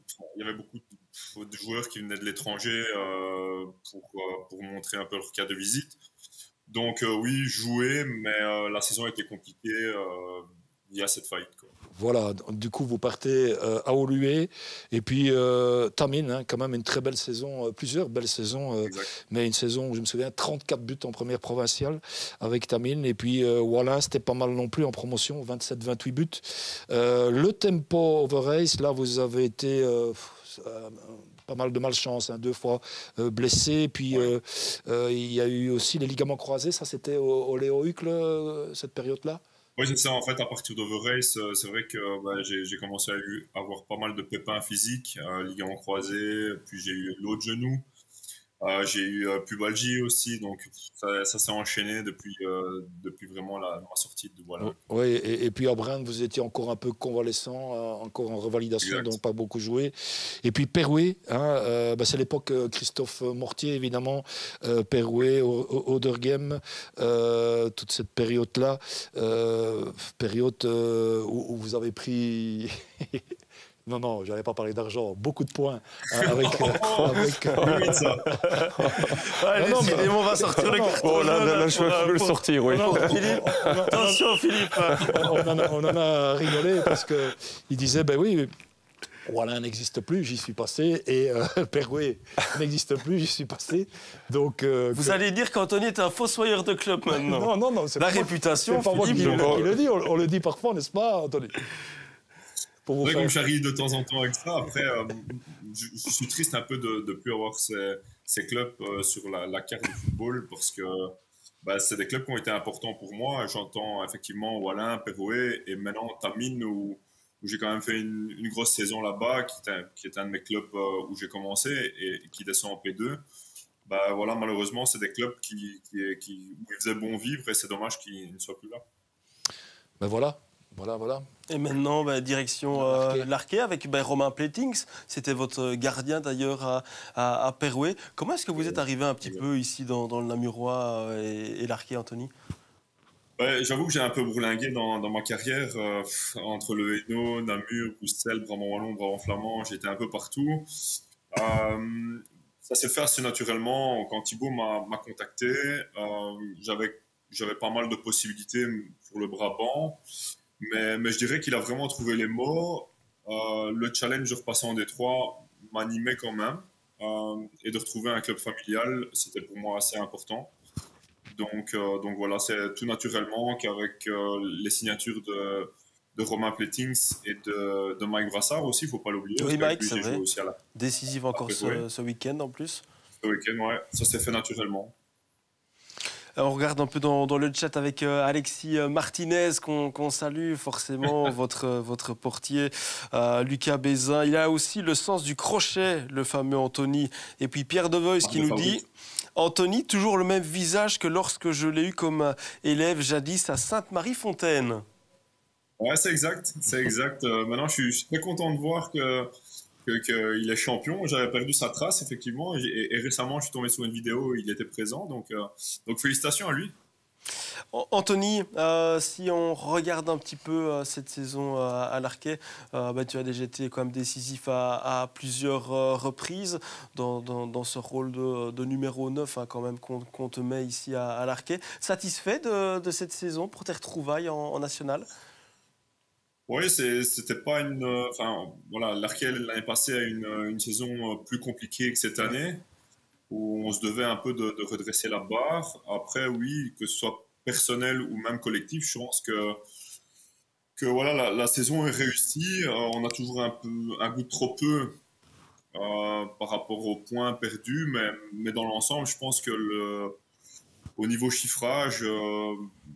Sans les forfaits, etc., on aurait quand même, je pense, 45-50 points à la fin de la saison. Donc je pense que c'est quand même une saison réussie sur le plan collectif. Et vous finissez en numéro 10 alors que vous êtes en numéro 9. Exact. Là, ça fait quelques matchs que malheureusement, je suis plus en 9, mais je pense que c'est pour le bien de l'équipe. On a eu quand même pas mal de blessés, etc., où voilà, ça ne me dérange pas de redescendre d'un cran. Malheureusement, avec les années, quand on joue dans le milieu, on n'arrive plus à aller autant offensivement. On fait plus, on fait plus de travail défensif. On tire un peu la langue maintenant. Un tout petit peu en fin de saison surtout. Au début, ça va. Mais plus on avance, plus ça devient difficile, quoi. Alors, pour les avoir suivis encore à Bième ce dimanche, ce week-end, l'Arquet, il y a vraiment beaucoup de talent dans cette équipe. Et je citerai encore Ryan Mascalal, que je n'avais pas encore vu, un Bruxellois qui est arrivé en cours de saison, puisque Bilal Benotman a dû partir pour le travail en Suisse, je pense. Et voilà, votre coach a trouvé cette recrue-là. Mais d'une façon générale, quand on voit avec quelle aisance joue derrière, et on comprend mieux pourquoi elle a été transférée à Meux, à Jean Mathieu, mais plus haut, à côté de vous, d'autres attaquants comme Farikou, comme Catalano, comme Jaspar, et j'en oublie certainement encore d'autres, le capitaine Girard. Oui, Giresse, il peut jouer jusqu'à 50 ans, il sera toujours la même. Mais ce que je voulais dire, c'est que quand vous êtes concentré, quand il y a de l'envie, l'Arquet est au-dessus et va marquer ses buts et mène 0-2. À Bième, entre la 65e et la 80e, on a l'impression que l'Arquet est un petit peu satisfait de ce qu'il a fait et se relâche un tout petit peu. Je ne dis pas qu'il s'est relâché complètement, mais là, vous prenez des buts. Et ça s'est passé dans d'autres matchs aussi. Donc, est-ce que par moment, on ne se la joue pas un peu trop facile à l'Arquet ? C'est ça le goût amer et le goût un peu trop peu qu'on peut avoir cette saison, même si on pense que notre saison est réussie. Il y a des matchs où malheureusement, par déconcentration ou autre, trop de facilité, on a perdu des matchs comme ça. Encore une fois, ce week-end, voilà, beaucoup de personnes et même les joueurs de Bième pensaient qu'eux avaient fait une mauvaise première mi-temps. Je ne suis pas super d'accord avec ça. Je trouve que nous, on était bien en place. On les a pas vraiment laissés respirer. Après, voilà, on a eu un passage à vide durant une quinzaine, voire une vingtaine de minutes où heureusement, ce match-ci, on a su mettre le troisième but à la fin qui nous a permis de gagner. Mais encore une fois, sans ce troisième but de Mike Brassard, on aurait pris un petit point, alors que logiquement, on aurait dû prendre les 3 points. Oui, et quand on voit qu'on a un Martin Grégoire sur le banc, on se dit qu'il y a quand même... C'est votre meilleur buteur, d'ailleurs. Oui, c'est notre meilleur buteur. Après, voilà, il joue dans le milieu aussi. Il a été absent ici pour une blessure. Mais comme vous l'avez évoqué, que ce soit un Jean-Mathieu, un Giresse ou même Ryan qui est rentré dans l'équipe récemment, voilà, on met tous notre bleu de travail pour aller chercher les victoires. Et des fois, un Greg Martin peut être sur le banc quand les autres pressent, quoi. On croit encore au top 5, Anthony, ou pas? Il y a 4 points là sur on n'arrive pas à parler parce que chaque fois qu'on en parle, on prend une raclée la semaine après. Mais oui, on peut encore espérer. Après, c'est pas une priorité en soi. C'est le petit plus de la saison de peut-être avoir ce tour final. Mais c'est pas un objectif en soi. On avait dit qu'on voulait terminer la meilleure équipe namuroise. Et je pense que, sauf grosse surprise, ce sera le cas. Et il y a score match contre l'OIR ce dimanche. Exactement. À 15h. C'est dimanche et c'est pas samedi soir.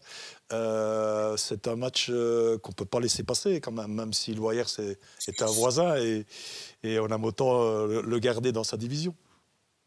Exact. Je pense que c'est bien pour le football namurois de garder l'OIR. Après, il y aura aucun cadeau.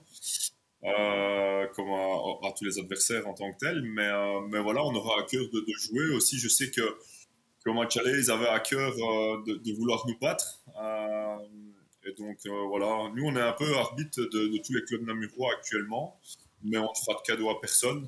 Je pense qu'on a perdu 2 points contre Esch il y a 2 semaines. Mais si on avait pu prendre les 3 points, on l'aurait fait. Oui, contre Loyers, à Rebec et contre Monceau, Anthony, si vous faites 9 sur 9, moi, j'ai quand même l'impression que vous pouvez être dans ce tour final. En regardant les adversaires. Avec des si, on met Paris en bouteille, mais... Ok, mais on prend le pari. Si vous faites 9 sur 9, vous êtes au tour final. On en reparle, d'accord ? Ok, une bière? Si vous voulez, si vous voulez, Ok. aucun problème. Alors Mais- je vais bien prendre le pack. Ah ben voilà. Mais votre avis m'intéresse aussi puisque vous êtes du Brabant wallon aussi et quand on voit la position de Jodogne et de Rebec, Ouais. c'est moins fort que Esch, que Loyers, ou c'est compliqué de dire ça sur un ou deux matchs Je pense qu'il y avait vraiment un championnat à deux vitesses où pour moi les 5 premiers étaient vraiment au-dessus. Nous on a un peu l'outsider, on a pris des points où normalement on ne devait pas les prendre comme à Flénu, etc. Donc ça nous a permis de vivre une saison un peu plus tranquille. Maintenant, dans le fond de tableau, je dirais que le niveau est plus ou moins similaire.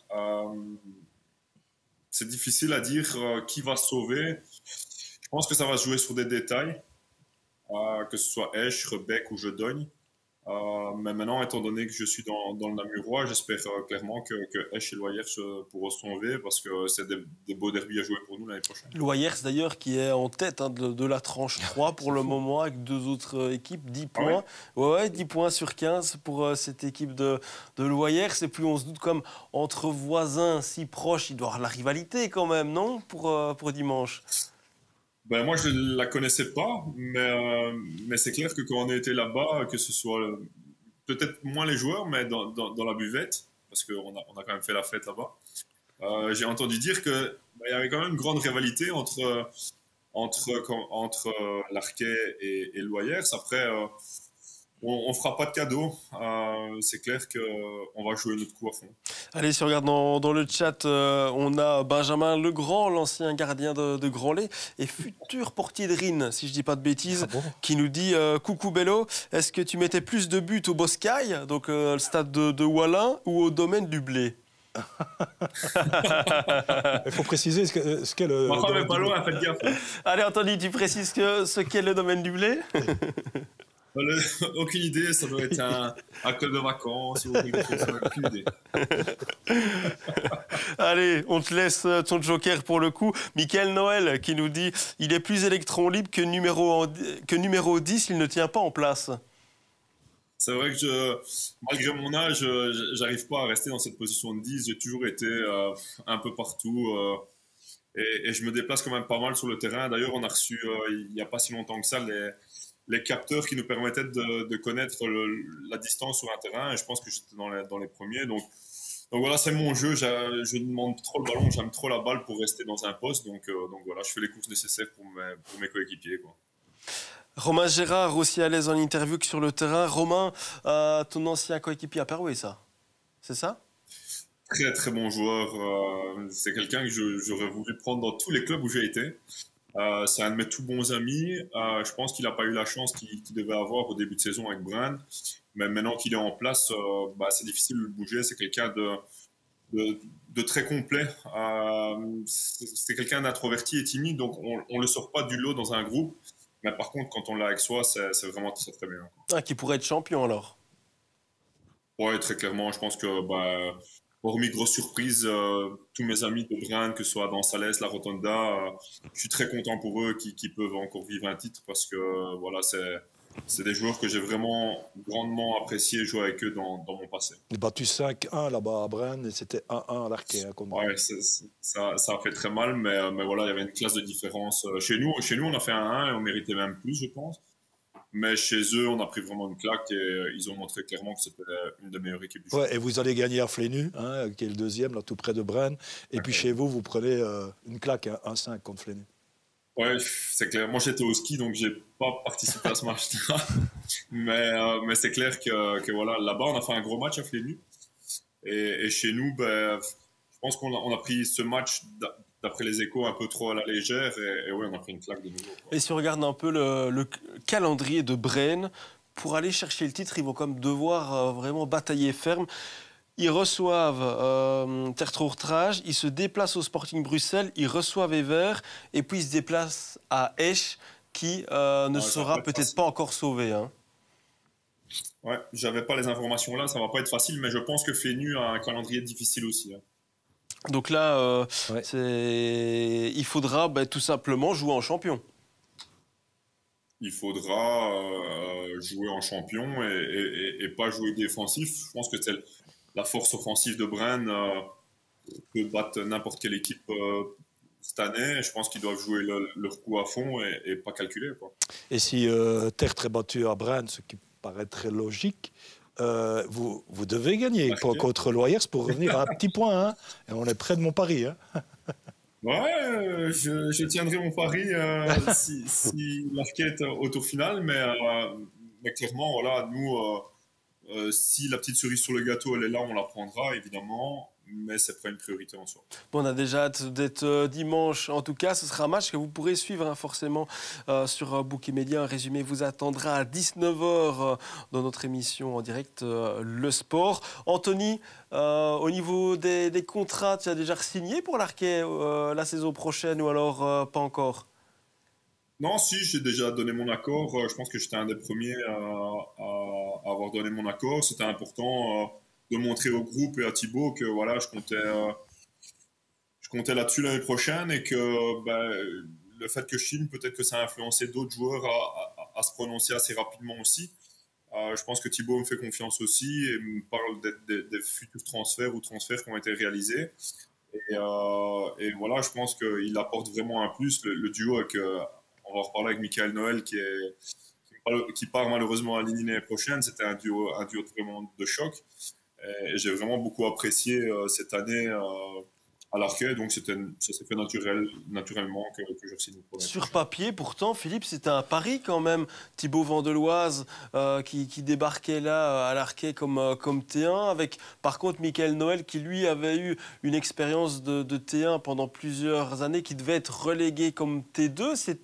C'était pas gagné quand même d'avance. Mais voilà, je pense que Totti a eu difficile de se mettre en tant que T2 parce je pense que c'est un T1 dans l'âme et le fait d'être T2 ne lui convenait peut-être plus, mais d'un point de vue extérieur, moi je trouvais que c'était vraiment un duo de choc. J'ai vraiment appris à découvrir les deux. Avec Thibaut, on se connaissait un peu, mais on n'était pas spécialement proches. Et j'ai découvert deux super gars. C'était un pari, mais je pense que Thibaut n'a pas terminé sa course en Détroit. Il a les capacités d'aller bien plus haut dans l'avenir. C'est un pari que je peux prendre aussi. Mais voilà, c'est avec beaucoup de chance qu'on le garde pour l'année prochaine. Et je pense que sa vision du foot est intéressante pour même les jeunes qu'on a cette année. Et l'année prochaine, il y aura une fameuse nouvelle tête, si j'ose dire, à l'Arquet, puisque... Attendez, ne citez pas tous les nouveaux transferts de l'Arquet parce que j'ai une question dans le quiz, Philippe. Si vous voulez bien ne pas spoiler, s'il vous plaît, je suis preneur. Je ne sais pas... je parle des milieux de terrain. Ah, milieu de terrain. Oui, oui. J'ai déjà trop dit, alors. De toute façon, tout le monde sait qu'Antoine Palat a signé à l'Arquet. Vous êtes indécrottable, celui qui ne Philippe. sait pas ça, c'est qu'il ne suit pas le foot provincial, c'est pas possible. Alors, exact. Il est un ami à moi, d'ailleurs. Voilà, j'en ai parlé avec le coach dimanche dans mon interview, mais je ne sais pas si tout le monde a capté. J'ai parlé d'un arrière droit de Gerpine qui s'appelle Stassin, jeune joueur qu'on va découvrir à l'Arquet. Et puis Tom-Antoine, évidemment, Tom-Antoine qui vient de la CES, qui a déjà joué à l'Arquet. De l'autre joueur, ce n'est pas fait, donc je ne vais pas en parler. Nous en avons parlé, Anthony. Non, ne me posez pas la question. Non, mais voilà, ok, mais bon, voilà, un très bon défenseur. Et c'est clair qu'à partir du moment où un Jean-Mathieu s'en va, du côté défensif, il faut aussi, même si on a toutes sortes de bons joueurs quand même, de bons jeunes, hein, quand je vois un Simon Gengler là à l'arrière droit, voilà, il est incontestable là-bas à son poste aussi, et à d'autres, on parlerait bien de Van der Eycken et puis encore d'autres à l'Arquet, ils ont ce qu'il faut. Mais aussi, ouais, il faut se renforcer quand même là derrière quand on n'a plus un Jean-Mathieu. C'est clair que, voilà, comme je l'ai évoqué récemment, Jean-Mathieu est pour moi un des meilleurs joueurs, même pas défenseur, meilleur joueur de la série, quand il est à 100%. Après, des fois, il est un peu dans la lune et donc il fait des erreurs un peu incroyables. On se dit, mais c'est pas possible. Mais quand il est à son prime, vraiment, c'est super élégant. Et moi, je suis très content pour lui qu'il puisse partir plus haut, qu'il le mérite. Après, c'est clair que pour l'Arquet, c'est une grosse perte. On va devoir trouver des solutions. Après, je sais que Thibaut a plusieurs pistes pour le remplacer, même si ce ne sera pas facile. Après, vous l'avez évoqué, l'arrivée d'Antoine Palat, pour moi, c'est exceptionnel. C'est exceptionnel parce que le mec a joué 8 ans en National 2, toujours le titre. Humainement, c'est quelqu'un d'incroyable, que ce soit pour les jeunes ou pour même les joueurs qui sont présents actuellement à l'Arquet. C'est un très, très, très gros plus, quoi. Anthony, qu'est-ce que l'Arquet a et que vous n'avez pas connu dans tous les clubs que j'ai cités tout à l'heure? Michel Lecomte. Mais qu'est-ce qu'il apporte à l'Arquet? Qu'est-ce qu'il apporte à l'Arquet? Non, c'est difficile à dire. Voilà. Dans le football namurois, c'est difficile vraiment de trouver des clubs qui sortent un peu de l'eau et qui arrivent à rivaliser dans les divisions nationales. Hormis des Ciney, maintenant on a des Onhé, on a des Meux, etc. qui ont pris le pli. Et je pense que le club comme l'Arquet s'inspire de ces clubs-là. Ils font pas de folie au niveau finance. Il n'y a pas des énormes noms, hormis le mien. Non, mais c'est pour rire, mais qui sont arrivés vraiment. Je suis aussi modeste, Anthony. Non, mais il n'y aura jamais de craquage des anciens joueurs de D1 qui vont arriver. Hormis des grosses opportunités, il n'y aura jamais ça. Et je pense que c'est un club qui mise sur la jeunesse et qui est bien structuré. Et c'est ça le gros avantage de l'Arquet. Je pense que par rapport aux autres clubs, que ce soit Pérouet ou Alain ou autre, les faillites n'arriveront jamais. Voilà. Après, voilà, c'est parce que j'ai beaucoup de respect. J'espère qu'il écoutera ce message, mais j'ai beaucoup de respect pour Fred Davister et Francis Primont qui ont été vraiment des gens exceptionnels qui ont été sur ma route, quoi. Oui, Anthony, quand on aime bien le domaine des blés, on ne pouvait pas gagner avec l'Arquet contre Bredeneux. Hein. Bredeneux, la mer, il n'y a pas moyen de se concentrer. Ouais, c'est vrai que c'est... Voilà, et disons que voilà, et Pérouet était trop proche du domaine du blé pour moi, donc j'ai dû m'écarter un tout petit peu vers le Namurois. Et je sais que voilà, tous les bars sur Bruxelles, etc., c'est difficile le jeudi de repasser par là. Donc ma vie est plus calme maintenant. Allez, on va regarder tout ça si ça vous pour chance dimanche ou pas, Anthony. Hein, parce que là, il va falloir assumer devant la caméra maintenant. Hein. Un petit but face à l'Oyers? Ouais, pourquoi pas. On avait gagné 1-0 au match aller où c'est moi qui avais marqué, très rare, mais de la tête. Ouf. Je m'étais blessé malheureusement sur le match-là, ça m'a écarté des terrains pendant quelques semaines. Mais oui, on espère une victoire. Nous, voilà, on sera chez nous, on se doit de montrer quelque chose, les 3 points. Je pense qu'une petite fête est organisée pour ce derby, et donc ce serait intéressant de pouvoir fêter ça également. Il y aura du monde, hein, puisque je pas en provincial, etc. Donc ça tombe à pic ce match-là. Déjà ce week-end à Bienne, j'ai été étonné de l'assistance qu'il pouvait avoir. On espère avoir ça à l'Arquet chaque semaine, même si c'est difficile. Mais... Allez, vous devez être à 10 buts au moins, hein, vous êtes qu'à 8 là. Avec un triplé ce week-end, normalement, ça devrait être... On note tout ça, on note, Anthony. Hein. On va voir si vous allez arriver à vos objectifs. Vous retrouverez à l'interview dimanche et s'il n'y a pas un triplé, il faudra assumer. Alors, Anthony, ça va? Ok, ça va. Allez, merci pour ta bonne humeur. En tout cas, Anthony, merci d'avoir été avec nous ce soir. Et puis, je le disais, on va suivre, bien entendu, tout cela de très près dimanche du côté de la cuvette vaudrinoise. Allez, à bientôt, Anthony. Allez, super, merci à vous, bonne soirée. Au revoir, hein, salut. C'est vrai qu'on a bu, on a bu moi, parce que voilà justement, Anthony qui parle, le lapsus est plus que révélateur. On a pris du temps justement avec Anthony, il va falloir maintenant un petit peu enchaîner. Avec le quiz, on va partir directement sur notre quiz. Pour cela, une adresse www.bouquet.live. Et Miguel, je vous avais promis de vous préparer tout cela avant l'émission. Vous allez pouvoir jouer avec nous. Donc, je le disais, vous faites comme moi. Vous prenez votre GSM, vous tapez www.bouquet.live dans la barre de recherche. Si vous n'avez pas encore joué avec nous, hop, vous pouvez déjà inscrire dès maintenant votre petit pseudo. Alors, vous voulez quoi comme pseudo, Miguel? Miguel, ce sera très bien. Miguel, c'est parfait. Allez, ce sera Miguel alors. Parfait, rejoignez le jeu. Et vous êtes prêts à jouer. Il faut juste attendre que j'arrive. Je voyais que Mickaël Noël était également dans le chat. Mickaël qui est souvent parmi nous aussi pour le quiz. On vous laisse, allez, on va dire 30 secondes, 1 minute, le temps d'aller sur bouquet.live, taper votre pseudo et puis on lance ça dans 1 minute. Miguel, vous connaissiez Anthony Benazzi ? Non, du tout. En tout cas, personnellement, mais dans sa carrière, évidemment, quand il était à l'Olympique et les clubs dont il a parlé, on voyait assez bien de résumés sur des chaînes concurrentes du côté du Hainaut. Donc oui, c'est un super attaquant et il a quand même une belle carrière. Donc c'est vraiment l'Arca a beaucoup de chance d'avoir un attaquant de ce calibre-là. Chez eux. Et puis dès qu'on a fini le quiz, vous n'oubliez pas la carte Talk, forcément une de nos nouveautés cette saison. Miguel, on peut déjà dire, elle sera consacrée à qui cette carte Talk ? À Louis Minon. Allez, Louis Minon, meilleur buteur de Shefton, si je ne dis pas de Oui, mais meilleur buteur et un garçon avec une mentalité extraordinaire, comme j'ai jamais connu dans ma carrière, qui vaut vraiment la peine d'être connu humainement et sportivement. Allez, parfait.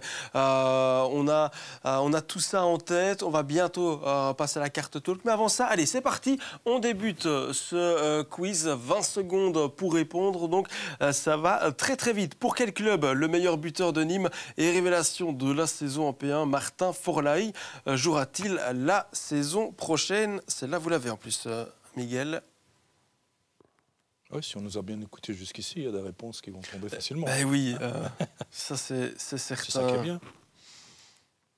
C'est vrai qu'il y a, maintenant que j'y pense, on a parlé déjà de plusieurs questions. C'est pas un problème. Allez, Biem, bonne réponse. Ah, c'est dommage, tout le monde l'avait, mais il y a une petite faute d'orthographe. Le problème, pourtant, j'avais mis plusieurs orthographes en parallèle.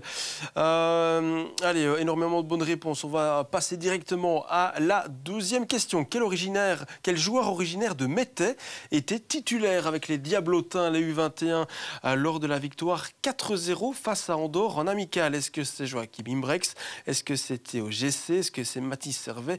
Ou est-ce que c'est Norman Bassett, auteur d'un doublé? Est-ce que là aussi, mais oui, vous êtes 7 à avoir la bonne réponse, c'est Mathis Servet, joueur de Waasland Beveren et habitant à Mettey. Joachim Imbrex, lui, c'est le portier de l'Union Saint-Gilloise, qui arrive d'ailleurs en fin de contrat, Joachim, mais lui, c'est du côté de Meux qu'il est originaire. Au niveau du leaderboard, c'est Damien Tréfoy, le président de Philippeville, qui est en tête devant un défenseur central de P1, à voir qui c'est, puis Jeff, qui est troisième question à présent. Quel club de P1 a reçu le plus grand nombre de cartons rouges cette saison? 8. Pas Cheveteuil. Non, c'est vrai. Club Fair Play. Vous avez une petite idée? Aucune idée. Aucune. Bonne question, ça. Allez, il faut essayer quelque chose. C'est un club qui a pris 3 cartons rouges en plus ce week-end, c'est Couvain. 8 cartons rouges, c'est quand même déjà assez énorme. On avait Shefton 1, mais non. En way, Union Bossière, Jean Blou et Tamine.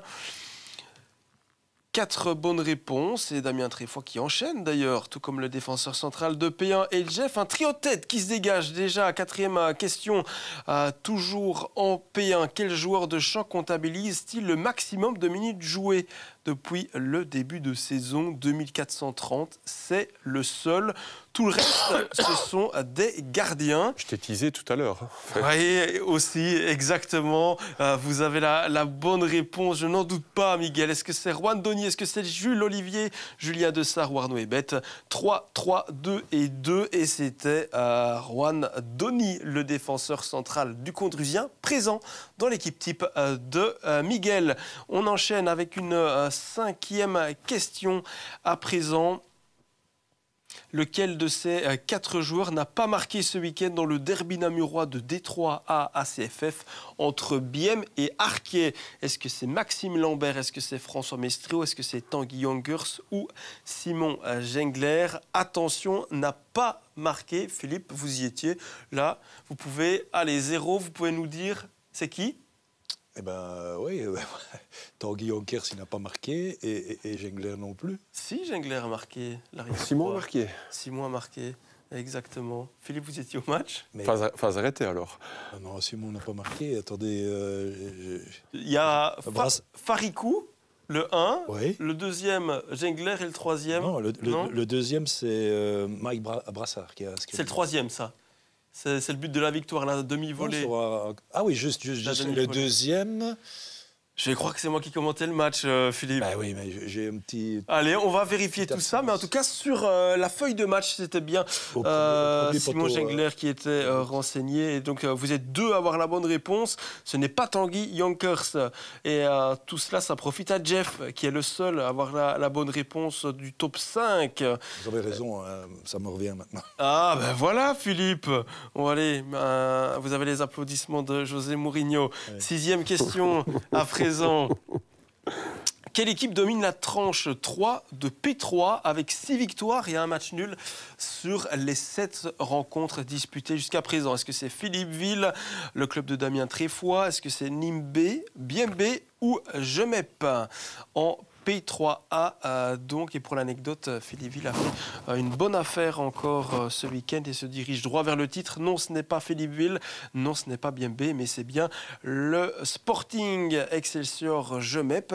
L'ancien club de... Oui. Qui remonte d'ailleurs. Deuxième, je pense. Deuxième ex aequo à 57 points, si je ne dis pas de bêtises, avec Nimbe qui perd un peu des plumes. Et Jemep qui a signé Axel Dash, d'ailleurs, pour la saison prochaine. Fameuse recrue, oui. Exactement. Et ce qui est magnifique aussi avec Jemep, c'est que l'entraîneur de Jemep est l'adjoint qui est à Pétigny maintenant. De Sébastien Mercier. J'ai un problème de mémoire. Ah oui, Pion. Oui, voilà. Mais les 2 entraîneurs finissent la saison ailleurs et regardez ce qu'ils donnent. Oui. L'un à Pétigny, l'autre à Jemep. Oui, c'est vrai. Allez, on va... Évrard, hein. Évrard, c'est ça, voilà. Jeff qui est en tête et Miguel, vous passez 2e.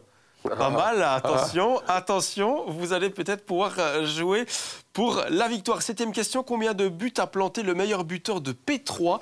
Toutes séries confondues, attention, Dylan Bourtambourg, c'est l'attaquant de Ciné B en P3C. Et c'est déjà un chiffre qui est impressionnant, je peux vous le dire. 3 petites secondes pour le nombre de buts marqués par Dylan Bourtambourg cette saison. Ah, vous étiez 2 pas loin du tout, 4 même pas loin du tout, avec 41 et 43, pas de bol. 42. C'était 42, pas de bonne réponse, mais tout de même, là, vous êtes passé pas loin du tout. Donc, statu quo au niveau du leaderboard. Question 8 à présent.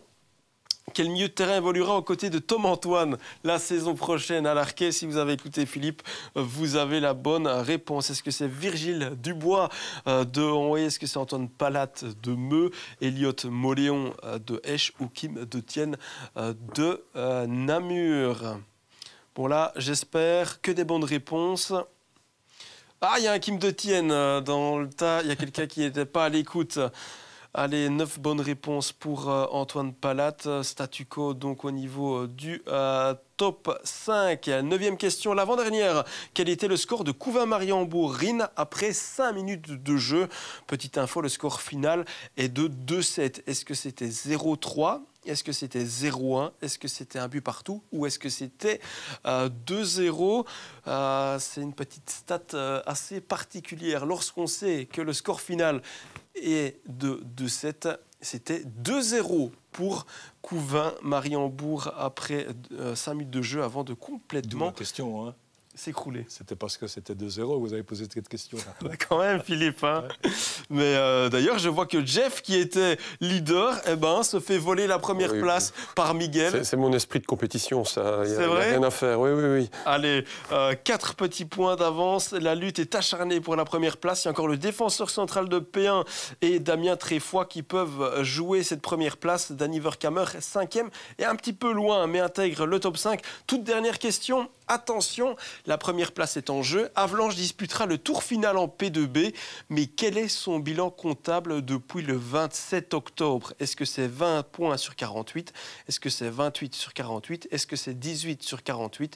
Ou est-ce que c'est 13 points sur 48. Miguel, attention, vous avez la main pour cette dernière question. Vous êtes 5 à avoir la bonne réponse. C'est seulement 13 points sur 48. Avalanche qui va devoir quand même se remobiliser pour ce tour final. Et Miguel, vous avez la bonne réponse. Voilà. Allez, ancien coach de Challetin, on sait ce qui se passe encore du côté d'Avalanche. Oui, je suis les résultats régulièrement. Et donc, voilà. Je sais qu'ils ont connu un très très bon début de saison. Et dans ta question, j'ai imaginé la réponse. Donc, je ne le savais pas. Mais... C'est vrai? Oui. Allez. Voilà. Eh ben, félicitations, Miguel. Tournée générale à Chevetogne. Tournée générale à Chevetogne, tout à fait. Je pense que vous êtes notre premier invité en plateau à remporter le quiz. C'est pas mal du tout ça. Pour moi, j'ai gagné quelque chose. Exactement. Jeff, deuxième. Félicitations. Damien Tréfoy, troisième défenseur central de P1. J'aimerais quand même bien savoir qui c'est, d'ailleurs, si le défenseur central en question peut le dire dans le chat. Dany, cinquième. On a Matt, sixième. Michael Noël qui nous habitue à mieux, là. Septième, le petit Livens. Diego Gasparini et Le Peg. Voilà le top 10. Messieurs, il est déjà 20h35, on est déjà 5 minutes en retard pour le coup de sifflet final. On va enchaîner directement avec la rubrique de la carte talk. Allez, carte talk, on l'a dit, cette semaine, elle est consacrée à Louis Minon.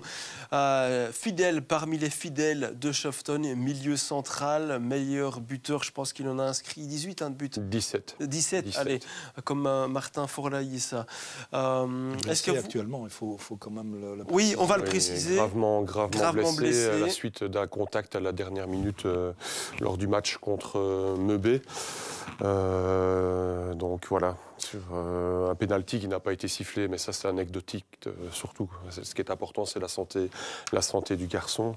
Donc voilà, on espère tous qu'il va se remettre et il faut savoir qu'il va se faire opérer le 2 avril.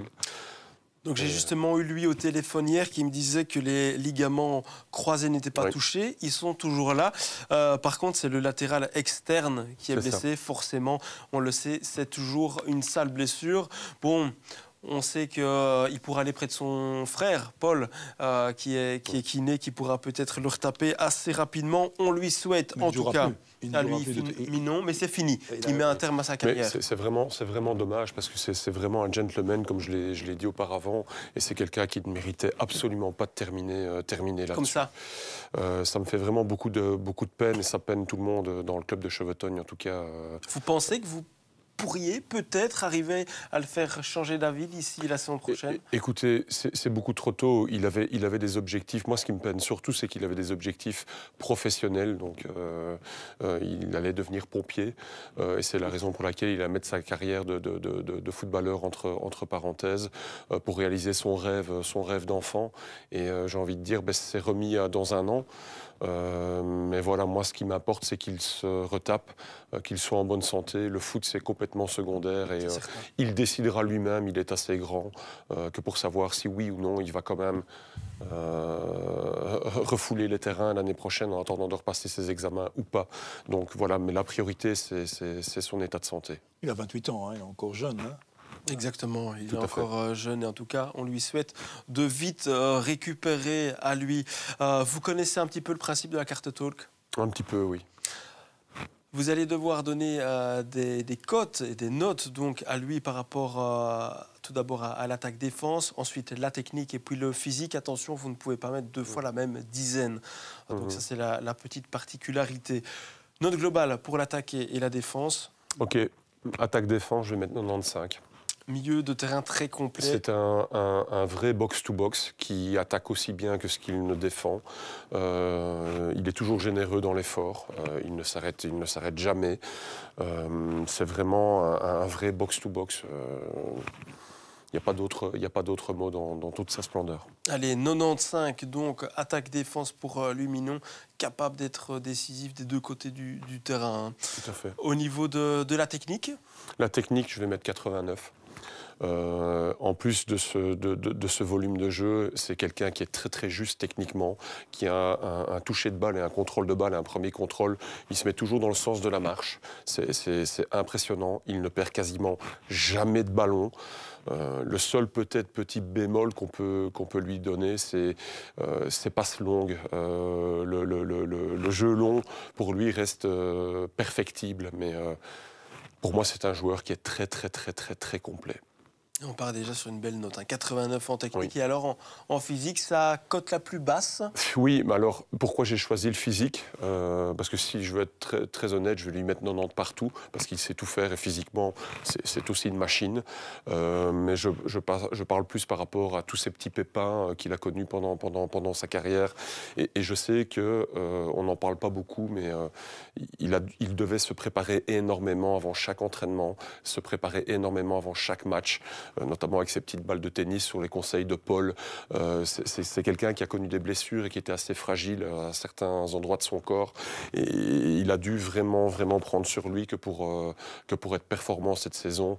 Mais si on parle par exemple en VMA pur, il est au-dessus de la moyenne aussi. Mais voilà, je devais choisir une dizaine inférieure, donc voilà, je lui ai mis 79. Allez, 79 en physique, 89 en technique et puis 95 en attaque-défense. On est parti sur une très, très, très belle carte. Attention, il faut choisir... vous pouvez choisir entre 5 attributs. Oui. Vous pouvez en choisir 1, 2 ou 3 maximum. Ça, c'est vous qui choisissez. Par contre, il faut savoir que ça peut soit s'avérer des bonus ou des malus. En sachant que les 3 derniers, pas de bol, ça a été des malus. Donc voilà. Est-ce que fantaisie technique, ça convient à lui? Non. Pas de gauche? Non plus. Maîtrise des airs? Maîtrise des airs, oui, tout à fait. Allez, maîtrise des airs, donc comme premier attribut supplémentaire pour lui. Sniper? Le sniper, oui. C'est vrai qu'il sait être... et il marque énormément de buts de la tête, sur corner, sur des phases arrêtées, sur des coups francs. C'est vraiment... Allez, c'est un art chez lui. Il est toujours bien placé, il va toujours au bon endroit, il est toujours là où le ballon tombe. Pourtant, on travaille des lignes de course. Mais lui, il fait un peu ce qu'il veut et il arrive toujours sur le ballon. Donc, Formule 1? Non.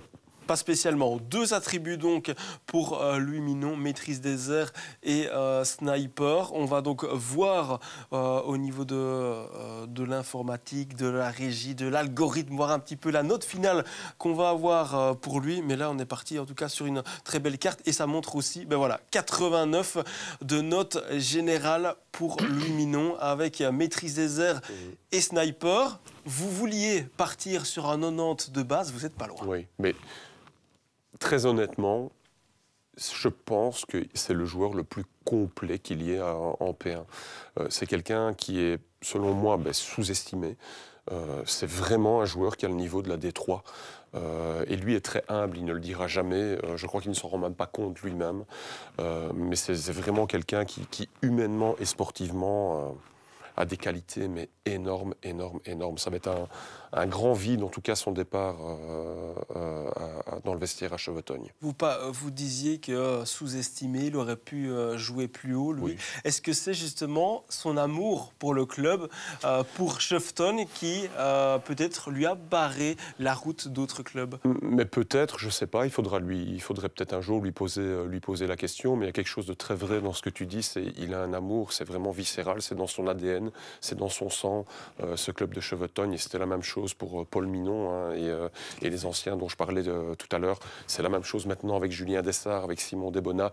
Il y a vraiment quelque chose de particulier dans ce club que les joueurs s'identifient réellement au club. Et Lou Minon, c'est vraiment la figure emblématique, en tout cas dans le vestiaire, de l'appartenance à ce club de Chevetogne. Et oui, évidemment, il vit Chevetogne, il boit Chevetogne, il mange Chevetogne. Voilà, ça va être un grand vide, en tout cas. Un grand vide. C'est beau en tout cas d'entendre qu'il y a encore des joueurs comme ça. C'est vrai que on le sait, on parle souvent de mercenaires ou de joueurs qui préfèrent aller voir. L'antithèse totale du mercenariat. Je ne vais pas discuter de considérations financières, mais voilà, ce gars est exceptionnel à tout niveau. Et pourtant, on ne peut pas terminer cette émission sans parler quand même, puisqu'on a tellement déjà discuté hors antenne de cette histoire de transfert, parce qu'il faut savoir que le club de Chevetogne voulait Virgile Dubois qui a signé à Rochefort, donc c'est ça. Ben, il va vous expliquer. Oui, on a une petite anecdote un peu sympa. Voulait aussi Nestor Herbier, qui vient de signer. On est un petit on est un petit peu le village d'irréductible, Coccinelle, qui est là situé entre les puissances sportives que sont Rochefort, le Condrusien, Ciné et Vlette, qui n'est pas forcément très loin. Et forcément, on avait jeté notre dévolu sur Virgile. C'était temps, je pense qu'il est temps, vu la situation d'Henri, pour Virgile de passer un cap. Et Virgile, évidemment, répondu favorablement à la demande de Rochefort, chose que je peux aisément comprendre. Et la petite anecdote, c'est qu'évidemment, nous, le plan B, on s'est rabattu vers Nestor Herbier, qui lui aussi, finalement, a signé à Rochefort. Et ce qui est assez cocasse, c'est que le plan C, qui est à Rochefort, c'est inabordable pour nous. Et donc, on a pris un plan D, qui est à Rochefort, mais qui a décidé de partir au Condrusien. Donc voilà, c'est un petit peu la vie des petits clubs comme celui de Chevetogne. Vous n'avez pas trop mal la tête en fin de journée quand vous terminez de parler de transfert? Mais ça a son charme, parce que ça veut dire qu'en fait, au final, on n'a pas les mêmes infrastructures, on n'a pas les mêmes moyens, et donc on doit être inventif et se réinventer chaque année quand on est dans ce type de club. Donc on trouvera les solutions. De toute manière, je sais qu'il y a beaucoup de joueurs qui sont encore sur le marché, et des joueurs intéressants, que ce soit des joueurs qui sont en P1 ou dans de division inférieure. Et oui, mais c'est un petit peu l'inconvénient en fait d'être dans un club comme Chevetogne, c'est que les gros clubs qu'il y a autour de nous ont toujours la préférence, de joueurs. Pour le même poste.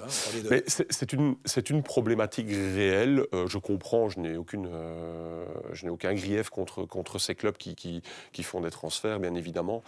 Ça fait partie du jeu. Mais parfois, c'est vrai que je me pose la question de certains joueurs, de me dire, mais enfin, il y a 3-4 joueurs pour un même poste dans un noyau hyper compétitif.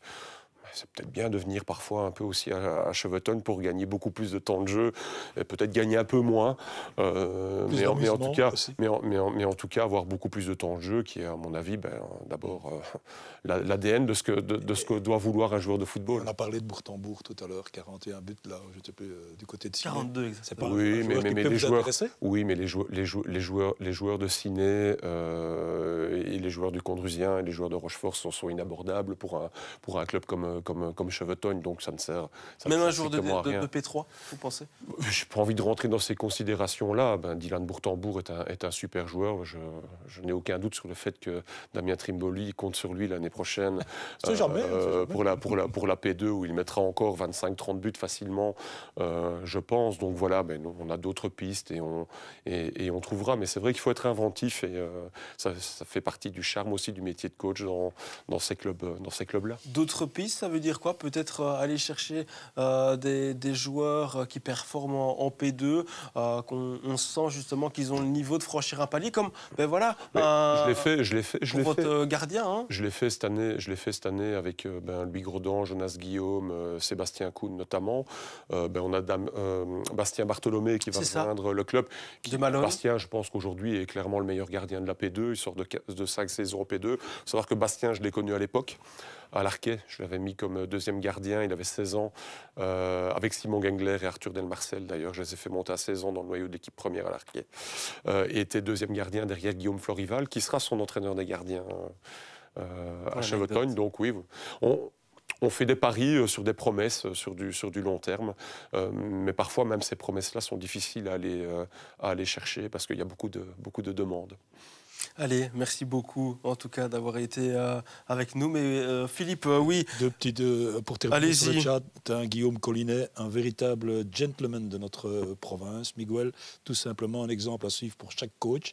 Et puis Loïc Grolus, Miguel Ferreira, la classe Allez Bambois. Pourquoi Allez Bambois?